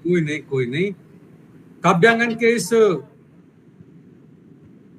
पटल पर जहां देश भर के बहुत बड़े बड़े समीक्षक और विद्वान आज आदरणीय दिशा भारती जी के बरस रहा नेह गीत संग्रह के लोकार्पण के अवसर पर उपस्थित हैं, मैं उन सबको सादर प्रणाम करता हूं, उन सबका अभिनंदन करता हूं, वंदन करता हूं। किसी कृति का जन्म लेना और फिर उसका लोकार्पित होना, ऐसे मान लीजिए कि जब कोई शिशु प्रसवावस्था के बाद धरती पर आता है तो जो प्रसन्नता माँ को होती है, ठीक वैसी ही प्रसन्नता किसी भी रचना के लोकार्पित होने पर होती है, क्योंकि रचनाकार ने उसके सृजन में उस माँ की तरह 9 महीने की पीड़ा सही होती है, साधना की होती है, तब यह रत्न जन्म लेता है, कृति जन्म लेती है। तो सबसे पहले आदरणीय भारती दिशा जी को, भारती उपाध्याय जी को मैं बहुत बहुत बधाई देता हूं, उनका अभिनंदन करता हूं और काव्यांगन पटल को भी बधाई देता हूं कि वो इतने सुंदर आयोजन करता है। रचनाकारों को प्रकाशित करने के लिए, उनकी कृतियों को लोकार्पित करने के लिए तन मन धन से समर्पित रहता है। बहुत सुंदर संचालन आदरणीय श्रीमती मंजू छिल्लर जी कर रही हैं, उनको भी बहुत साधुवाद देता हूं और अपनी कुछ बातों के साथ आज के इस लोकार्पण के कार्यक्रम में मैं अपना विचार समाहित करना चाहता हूं। सारे रचनाकार, सारे समीक्षक आज के इस पटल पर हैं। बहुत सुंदर समीक्षाएं इस ग्रंथ की उनके द्वारा की गई हैं, अलग अलग विषयों पर की गई हैं। छंदबद्धता या मुक्त छंद को लेकर एक प्रसंग मुझे याद आता है। जब काव्यांगन के संस्थापक आदरणीय डॉक्टर रामकृष्ण शर्मा जी और मैं भोपाल एक कार्यक्रम में उपस्थित थे, जहां एक बहुत बड़ा आयोजन स्वर्गीय दिवाकर जी जो तत्कालीन सरकार में वहां निराला सृजन पीठ के डायरेक्टर थे, उन्होंने किया था और बुलाया था। लंबी चर्चा हुई कि निराला के जो गीत हैं, निराला की जो रचनाएं हैं, वो छंदबद्ध हैं या छंद मुक्त हैं या मुक्त छंद हैं। और गहरी चर्चा में अपना अपना पक्ष सबने रखा,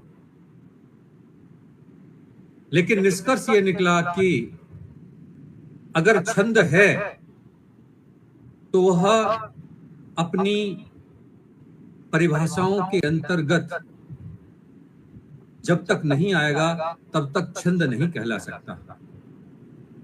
छंद के मुक्त होने या छंद के बद्ध होने, दोनों की ही यह परंपरा किसी न किसी रूप में उन लोगों ने परिभाषित की है जो छंद की विधा से मुक्त होना चाहते हैं। छंद तो अपने आप में ही एक सत्ता है और उसके अंदर की जाने वाली समस्त रचनाएं, उसकी परिभाषा के अंदर आने वाले साहित्य में की जाने वाली रचनाएं, वही छंद युक्त रचनाएं कहलाएंगी। ये एक प्रसंग था जिसकी मैंने चर्चा की। मैं यह जो बरस रहा नेह आदरणीय दिशा भारती जी का संग्रह है, इसकी चर्चा करूं उससे पहले एक दो विषय जो मुझे दिया गया है। आदरणीय मंजू छिल्लर जी ने कहा कि वर्तमान समाज में छंद मुक्त रचनाओं का जो प्रचलन चला है, तो इसके लिए हमें दो तीन बातें ध्यान में रखनी होंगी। यह तो निश्चित है कि गद्य और पद्य दोनों अलग अलग विधाएं हैं। अगर गद्य की विधा में ही काम चला होता तो पद्य अलग से नहीं रचा गया होता और पद्य को अलग से हमारे विचारकों ने विभिन्न स्थितियों में परिभाषित नहीं किया होता। आचार्य भरत मुनि ने नहीं कहा होता कि किसी भी प्रकार से नाटक का संप्रेषण रस के बिना संभव नहीं है, और आचार्य विश्वनाथ ने भी नहीं कहा होता रसात्मकम वाक्यम काव्यम या काव्यम रसात्मकम वाक्यम। या फिर हमारे तमाम रचनाकारों ने, आचार्य क्षेमेंद्र जी थे, कुंतक थे, सब ने अलग अलग रूपों में यह कहा कि किसी न किसी रूप में किसी भी वाक्य को जब तक काव्य का आवरण नहीं देंगे वह कविता नहीं हो सकती। उसके लिए उसके अंदर रस आवश्यक है, उसके लिए छंद आवश्यक है, उसके लिए उसकी जो अन्य जो आदरणीय नवल किशोर जी सारी बातें बता रहे थे, मैं अगर मैं करूंगा तो फिर वो वापस जो है एक तरह से हो जाएगा और समय भी ज्यादा लगेगा। लेकिन रस, छंद, अलंकार और वक्रोक्ति, यहाँ तक कहा गया कि किसी भी चीज को अगर हम सीधे रूप में प्रस्तुत कर देते हैं तो इतनी सुंदर नहीं होती, लेकिन अगर हम थोड़ा सा टेढ़ा करके, वक्र करके, घुमा फिरा कर हम उसे कहते हैं तो वो और ज्यादा गहरा प्रभाव करती है। तो यह जो रचनाकारों ने, हमारे विशेषज्ञों ने, हमारे विचारकों ने जो काव्य की विधाएं तय की और काव्य के स्वरूप को तय किया काव्य शास्त्र के अंदर, उसका अध्ययन किए बिना और रचनाओं का संप्रेषण जो इस तेजी के साथ हो रहा है, इसको भी दो रूपों में देखना चाहिए। अगर हम सामान्यतः यह देखें कि पूरे देश भर के अंदर हिंदी को लेकर जैसी उपेक्षा शासकीय स्तर से लेकर और सामाजिक स्तर तक है, उसमें अगर कोई रचनाकार हिंदी को माध्यम बनाकर अतुकांत ही सही लेकिन रचना लिख रहा है तो किसी न किसी रूप में हिंदी के साथ जुड़ रहा है और समाज को भी हिंदी के साथ जोड़ रहा है।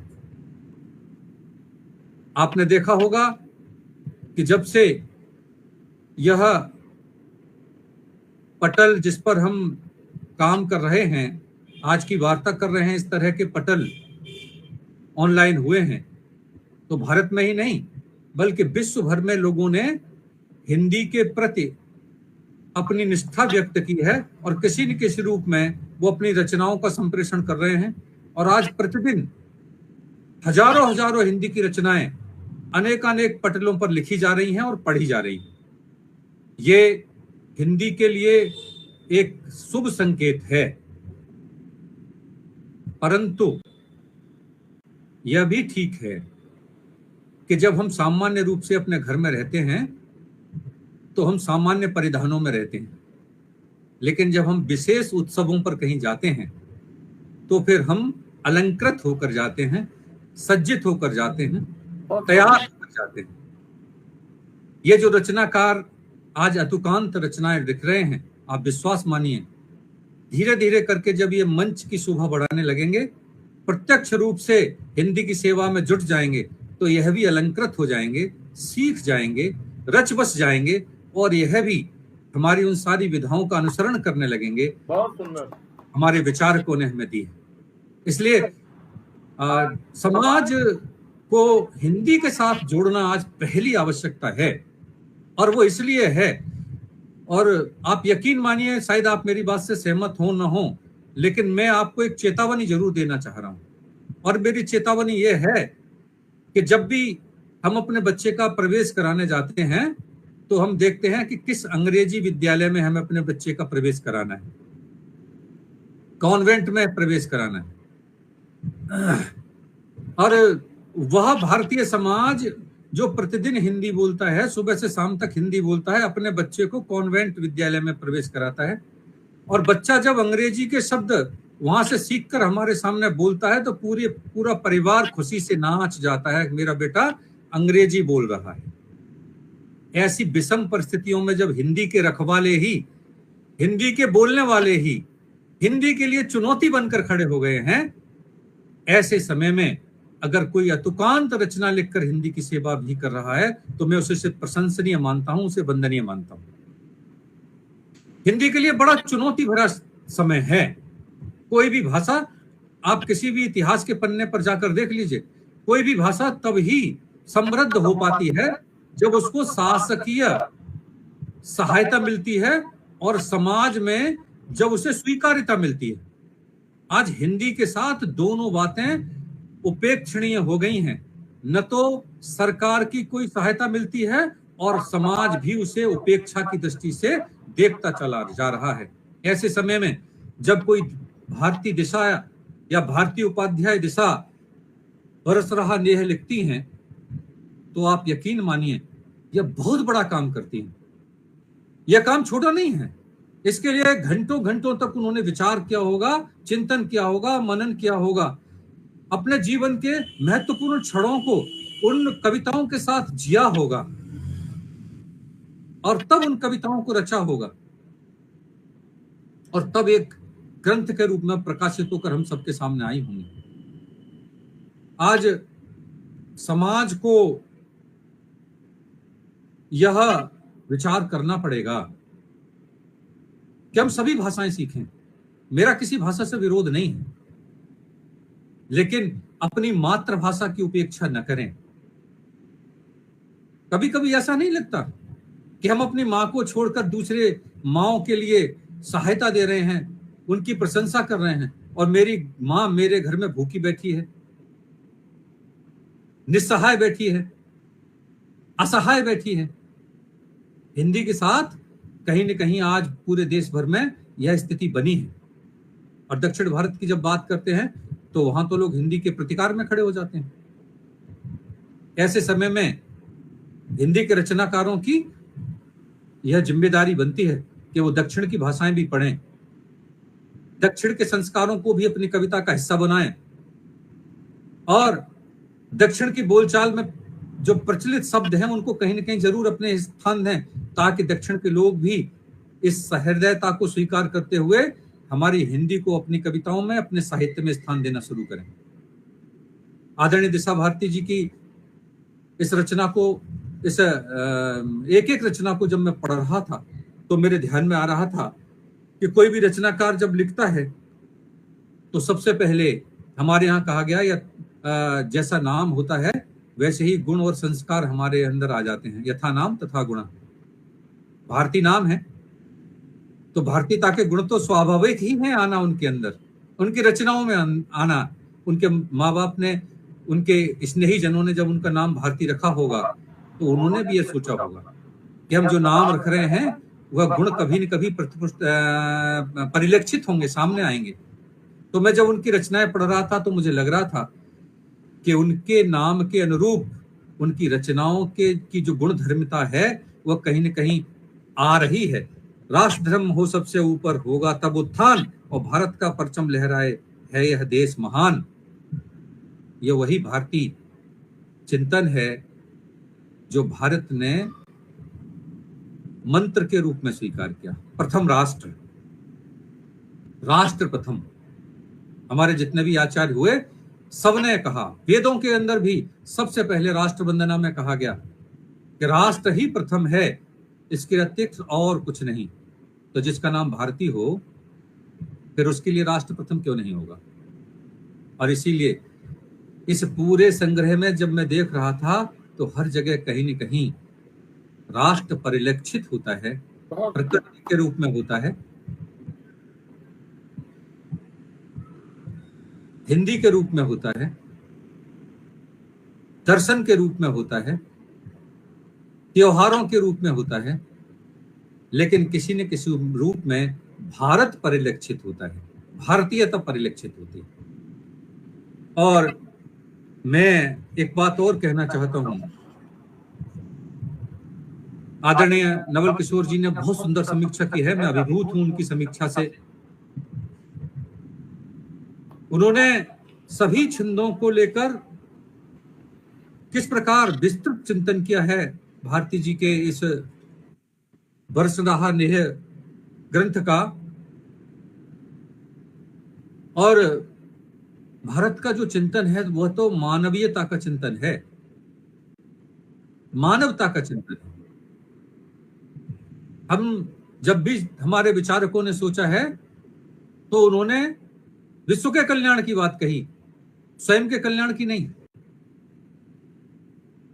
तो विश्व के कल्याण की बात मानवता के चिंतन की बात है।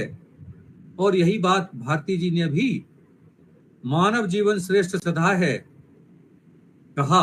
उन्होंने ये नहीं कहा हिंदू जीवन श्रेष्ठ सदा है, उन्होंने ये नहीं कहा मुस्लिम जीवन श्रेष्ठ सदा है, उन्होंने धर्मों में नहीं बांटा।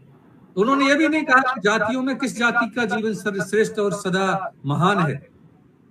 और यही तो भारतीयता का चिंतन है। भारतीयों ने कभी मानव को किसी धर्म के रूप में विभक्त करके नहीं देखा। और तभी उन्होंने कहा मानव जीवन श्रेष्ठ सदा है, करना मत बेकार, सदा नियम में बांधे खुद को, अपने को दें धार। अपने को धार दें, अपने को श्रेष्ठ बनाएं, अपने को महान बनाएं। और जब मानव महान बनेगा तो, और भारतीय विचारकों ने भी यही कहा, क्या कहा, व्यक्ति निर्माण ही सर्वश्रेष्ठ निर्माण है। और रचनाकारों ने सदैव व्यक्ति निर्माण के लिए ही रचनाएं की हैं, संपूर्ण समाज के कल्याण की रचनाएं, कल्याण के लिए रचनाएं की हैं, निज कल्याण के लिए नहीं कहीं। और निज कल्याण के लिए बात करता अगर कोई साहित्य तो वह संकीर्ण होता है, छोटा होता है। तभी तो उन्होंने कहा आओ गीत लिखें हुआ प्यारे, मन का मैल हटाएं सारे। मन के अंदर जितना भी मैल विभिन्न रूपों में जम गया है उसको हटाए जाने की अगर कोई उद्घोषणा कर सकता है तो भारतीय साहित्यकार ही कर सकता है, भारतीय कवि ही कर सकता है, भारतीय चिंतक ही कर सकता है। और भारतीय चिंतक ने सदैव ये कहा है कि सदा जंग में दुश्मन हारे। ये जंग है जो जीवन की, उसमें जो हमारी विकृतियां हैं, हमारी बुराइयां जो हमारी दुश्मन हो गई हैं, उनको पराजित करना बहुत आवश्यक है। बहुत सुंदर। तो इन विकृतियों को कैसे पराजित करें, ये रचनाकार की क्षमता है।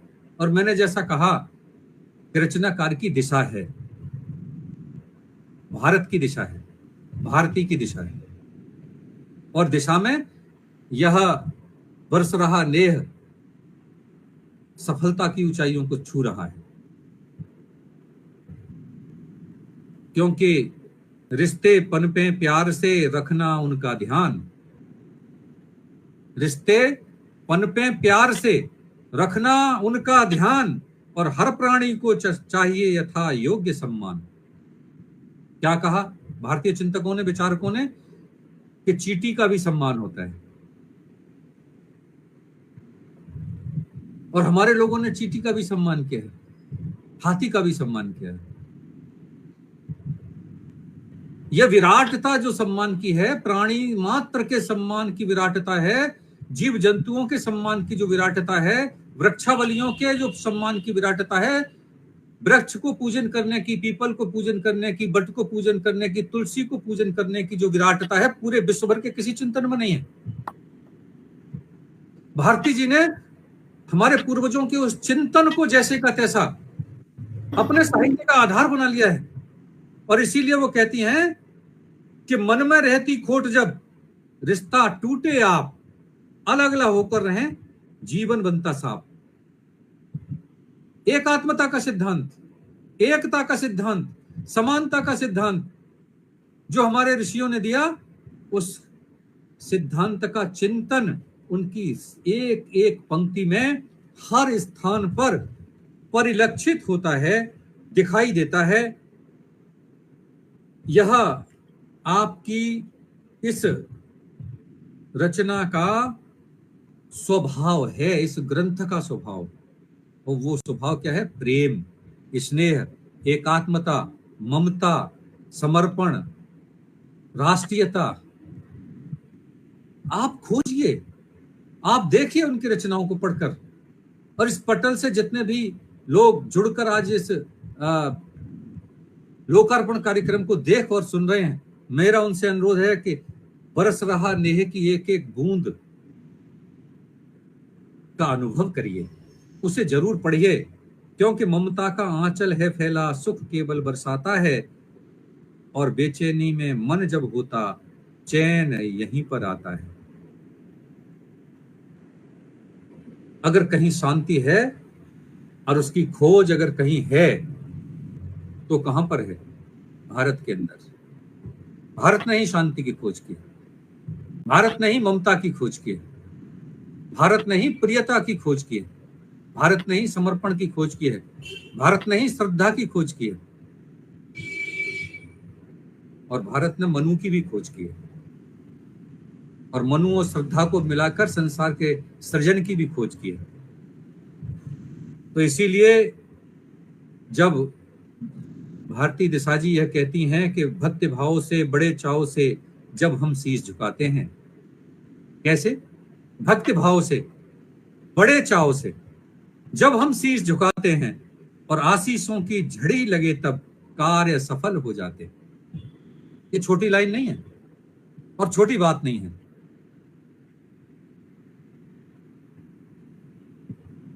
बचपन में जब माँ कहती है कि पिताजी के पैर छुओ, बाबा के पैर छुओ, दादी के पैर छुओ, तो भाव पैर छूना नहीं होता, भाव होता है झुकना सिखाना, भाव होता है अहंकार से मुक्ति सिखाना, भाव होता है श्रद्धा का पैदा करना मन के अंदर।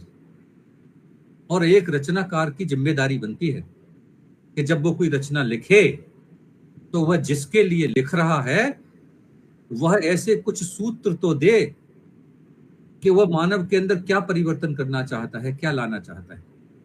भारतीय दिशा उस परिवर्तन को मानव के अंदर देने का सद प्रयास किया है, और संदेश दिया है कि लालच की इच्छा से जाति, मन से करते हैं सेवा, नहीं सोचते पाएंगे वे इसके बदले में मेवा। लालच से मुक्ति का संदेश मानव मात्र को, और कैसे समय में?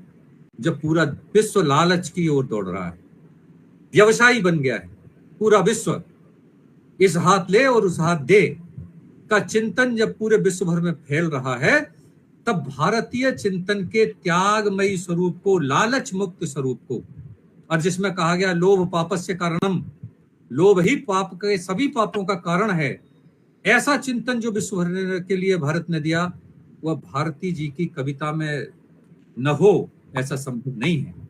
इसलिए भारती जी ने यह लिखा है कि विजय के गीत है गाती जुड़ी सस्ती सदा थाती, विजय के गीत है गाती जुड़ी रहती सदा थाती, हमारी शान है हिंदी, हमारा मान है हिंदी, हमारी है यही हिंदी बनी जो भाल की बिंदी, लिखी बोली वही जाती यही तो शुद्धता लाती, विजय के गीत है गाती जुड़ी रहती सदा थाती। आप देखिए, ऐसा नहीं कि इन्होंने कोई हिंदी को लेकर नई बात कही है, लेकिन एक बड़ी महत्वपूर्ण बात इस कविता के अंदर कही है, और ये रचनाकार का धर्म है। क्या कही है कि अपनी भाषा में ही हम अपनी सांस्कृतिक विरासत को ठीक से प्रकट कर सकते हैं और दूसरे को समझा सकते हैं। ये जो थाती शब्द प्रयोग किया है, ये थाती शब्द जो है भारत की उस सांस्कृतिक विरासत का सूचक है जो केवल हम अपनी भाषा में ही अभिव्यक्त कर सकते हैं। कोई दूसरी भाषा हमारी थाती को अभिव्यक्त नहीं कर सकती, हमारी संस्कृति को, हमारे स्वरूप को प्रकट नहीं कर सकती। यह क्षमता केवल हिंदी के अंदर है या संस्कृत के अंदर है। और इस थाती शब्द में उन्होंने इतनी विराटता प्रकट कर दी है कि अगर इस भारतीयता को समझना चाहते हैं, भारतीय संस्कृति को समझना चाहते हैं, भारतीय संदेश को समझना चाहते हैं, तो फिर उसकी सारी थाती को हिंदी में लाना होगा, अंग्रेजी में नहीं, उर्दू में नहीं। उसका रूपांतर हो सकता है, उसका अनुवाद हो सकता है, लेकिन वह अपने निजी स्वरूप को अगर किसी विषय में, किसी भाषा में प्रकट कर सकती है तो वह हिंदी ही है। इसलिए हिंदी का प्रचलन हमारे जीवन में बढ़े, आपकी यह संदेश। और जैसा आपने भी अपने अभिव्यक्ति में कहा भी कि मुझे जहां जहां जो विषय मिले हैं मैंने उनको अभिव्यक्त किया है, ये बिल्कुल ठीक है। रचनाकार का मन, उसका हृदय जब भी प्रफुल्लित होता है तो वह रचना लिखता है, और जब उस बहुत दुखी होता है तो भी रचना लिखता है। संसार के अंदर जितने भी परिवर्तन वह अपनी आंखों से देखता है, और उन परिवर्तनों का जब वो साक्षी बनता है, वह नकारात्मक भी हो सकते हैं, सकारात्मक भी हो सकते हैं, वो उन पर चिंतन करता है, उन पर मनन करता है। आप विश्वास मानिए, हो सकता है आपको मेरी बात पर विश्वास न हो, लेकिन मैं आपको बड़ी कटुता के साथ ये बात कहता हूं कि इस संपूर्ण जगत की पीड़ा को और खुशी को अगर कोई भोगता है तो वो रचनाकार ही भोगता है, साहित्यकार ही भोगता है, कभी ही भोगता है, और फिर उस भोगे हुए अपने अनुभवों को अपनी रचनाओं के साथ वो अभिव्यक्त करता है। रचनाकार के अतिरिक्त कोई दूसरा इस धरती पर है ही नहीं जो मानवीय पीड़ा को जैसे का तैसा भोग कर उकेरता हो, अभिव्यक्त करता हो, बताता हो। जिस कमी को देखता है, आज पूरे विश्व भर के अंदर पर्यावरण चिंतन का विषय बन गया है। नदियां सिमट रही हैं, पानी बोतलों में आ गया है, बोतलों की कीमत लगातार बढ़ती चली जा रही है, नदियों से पानी सूख रहा है, पेड़ धरती से गायब हो रहे हैं, गर्मी बढ़ रही है, तापमान धरती का बढ़ता चला जा रहा है, मानव का जीवन संकट में पड़ गया है। कौन सोच रहा है? पर्यावरणविद सोच रहे हैं, वह भी साहित्यकार हैं, कवि हैं, उनके अंदर भी संवेदनाएं हैं, या फिर रचनाकार सोच रहा है? अगर भारती जी ने बरसरहा नेह लिखा है तो बरसरहा शब्द तो प्रकृति से है ही, कम से कम मेघ न बरसे, लेकिन बरस तो रहा है। क्या बरस रहा है? इसीलिए पर्यावरण बचाओ भाई आह्वान करती हैं वो कहती हैं कि धरती रोती बिन पेड़ों के खोती जाती है बहार, और पर्यावरण बचाओ भाई आज समय की है पुकार। आज समय की पुकार जो है, अति होती सारे मौसम की, होता रहता है कटान, हाहाकार करें सब प्राणी समझौता करता किसान। ये जो चिंतन है, और इस चिंतन को आगे बढ़ाते हुए आह्वान करती हैं, बहुत हुई है गर्मी, अब तो लगा रहे तुमसे गुहार, बरखा रानी मत तरसाओ, रिमझिम बरसाओ फुहार। ये धर्म है रचनाकार का, और इस धर्म को पूरी तरह से आदरणीय भारती दिशा जी ने अपने इस बरस रहा नेह ग्रंथ में अभिव्यक्त किया है। आप निश्चित मानिए, भाषा की दृष्टि से आपकी यह ग्रंथ बहुत सरल है, बहुत सहज है, बोधगम्य है,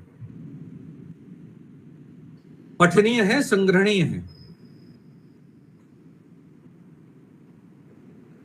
एक रचनाकार की सहृदयता का पुष्ट प्रमाण है। छंदों का सटीक उपयोग, भाषा की सहजता और सरलता, मुहावरों का प्रयोग और आम जन की बात को कविता के माध्यम से अभिव्यक्त करने की कामना इस संपूर्ण ग्रंथ की मुख्य विशेषता है। मैं पुनः बरस रहा नेह जैसे 101 गीतों के संग्रह को लिखने वाली, सृजित करने वाली भारती दिशा जी को बधाई देता हूं, उन्हें शुभकामनाएं देता हूं। ईश्वर से प्रार्थना करता हूं कि वह निरंतर इसी प्रकार हिंदी और भारती दोनों की सेवा करती रहें और नए नए ग्रंथों का सृजन कर काव्यांगन पटल को यह अवसर दें कि वह हर बार उनके नए ग्रंथ को लोकार्पित करने का अवसर प्राप्त कर सके। मैं काव्यांगन पटल के सभी विद्वान समीक्षकों को और बहुत सुंदर संचालन कर रही मंजू छिल्लर जी को और काव्यांगन पटल के संचालक रमापति त्रिवेदी जी को और इसके संस्थापक आदरणीय डॉक्टर पूजनीय डॉक्टर रामकृष्ण शर्मा जी को सादर अभिनंदन करते हुए, अभिवादन करते हुए, पुनः बरस रहा नेह के लिए शुभकामनाएं देते हुए अपनी बात को विराम देता हूं। धन्यवाद, नमस्कार। बहुत बहुत धन्यवाद आदरणीय। आज इस पटल पर उपस्थित होने का श्रेय भी आप ही को जाता है। आप ही ने मुझे यहाँ आमंत्रित किया था कि आप आइए मंच पे, और फिर आगे आदरणीय रमापति जी ने मुझे आगे बुलाया। तो सभी का बहुत बहुत धन्यवाद। आदरणीय राकेश भाई जी का, आदरणीय मुक्तिनाथ जी का, आदरणीय नवल भाई जी का, आदरणीय मंजू जी का, आदरणीय शिल्पी जी इस समय दिखाई नहीं दे रही, उन सभी का बहुत बहुत आभार है। बहुत बहुत धन्यवाद आप सभी की इतनी सुंदर समीक्षा के लिए, इतने सुंदर पटल पर। तो मैं आगे क्या कह सकती हूँ, बस धन्यवाद। आपकी समीक्षा बहुत सराहनीय है आदरणीय। आपने नई तरीके से पाठकों को सोचने को मजबूर किया। इतनी सुंदर समीक्षा के लिए बहुत बहुत बधाई सर। आदरणीय दिशा जी, आपका इतना भव्य गीत संग्रह आज लोकार्पित हुआ है, इसमें आपके परिवार के सदस्यों का क्या महती योगदान रहा होगा?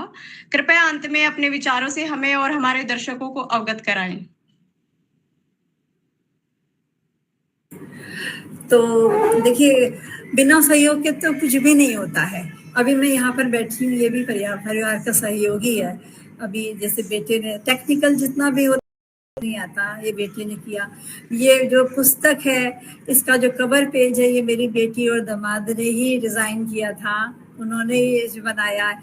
मेरे हस्बैंड ने शुरू से लेकर आज तक मैं इनको परेशान करती रही, भाई मेरी ये छपवा, ये क्या कहते हैं, फोटो कॉपी करा दो, ये कर दो। या वो शांत बैठे हैं यहाँ पे, मैं कार्यक्रम दे रही हूँ, ये भी उन्हीं का हाथ है। अब वो बात दूसरी है कि देखिए, बहुत से लोग साहित्य से नहीं जुड़े होते हैं, तो उनको उतना इंटरेस्ट नहीं होता, लेकिन अगर वो सहयोग कर रहे हैं किसी भी तरह से, तो ये बहुत बड़ा सहयोग है। अगर हम लिख पा रहे हैं तो बिना घर वालों के सहयोग के तो हो ही नहीं सकता है। तो सभी का धन्यवाद है। जो अच्छे बुरे लोग या जो भी, कभी मुझे पहले शुरुआत में तो होता है कि बहुत सारा चीजें, आदमी जब इमोशनल होता है, नेगेटिव सोचता है, सकारात्मक आते आते भी वक्त लगता है। पहले व्यक्ति नकारात्मक होता है तो चीजें ज्यादा बुरी लगती हैं, बातें भी बुरी लगती हैं, लेकिन एक समय के बाद सब पता चलता है कि वो भी एक हमारा सहयोग था। अगर हमारी सोच बदली है तो उस समय भी बदली है, तो हर चीज सहयोग कर रही है। तो हम उससे परेशान ना हो, हमारे आसपास जो कुछ भी है वो सब सहयोगी हैं, जितने भी हैं हमारे घर में, आसपास में, पड़ोस में। आप लोग, हम आपके काव्यांगन से जुड़े तो हर जना सहयोगी है। तो सबका धन्यवाद है, सब लोगों का धन्यवाद है। और मैं क्या कह सकती हूँ। बहुत सुंदर आदरणीय। हमें बहुत प्रसन्नता है कि आज काव्य गंगा ग्रंथ विमोचन में श्रीमती भारती उपाध्याय दिशा जी द्वारा रचित काव्य ग्रंथ, जो कि अप्रीतम अद्भुत कविताओं का अनूठा काव्य संग्रह है, का लोकार्पण संपन्न हुआ। आप इसी प्रकार प्रेम और श्रृंगार को सार्थक करती हुई, मानवीय संवेदनाओं और मूल्यों को उभारती हुई सुंदर रचनाओं का सृजन करते रहें। मैं हमारे सभी दर्शकों, काव्यांगन पटल के सभी सदस्यों और उपस्थित अतिथि मंडल की ओर से आपके उज्जवल साहित्यिक जीवन की कामना करती हूँ। काव्य गंगा में काव्य ग्रंथ लोकार्पण का यह कार्यक्रम निरंतर चलता रहेगा। आपकी आस्था, आपका विश्वास हमारे ऊपर ऐसे ही बना रहेगा।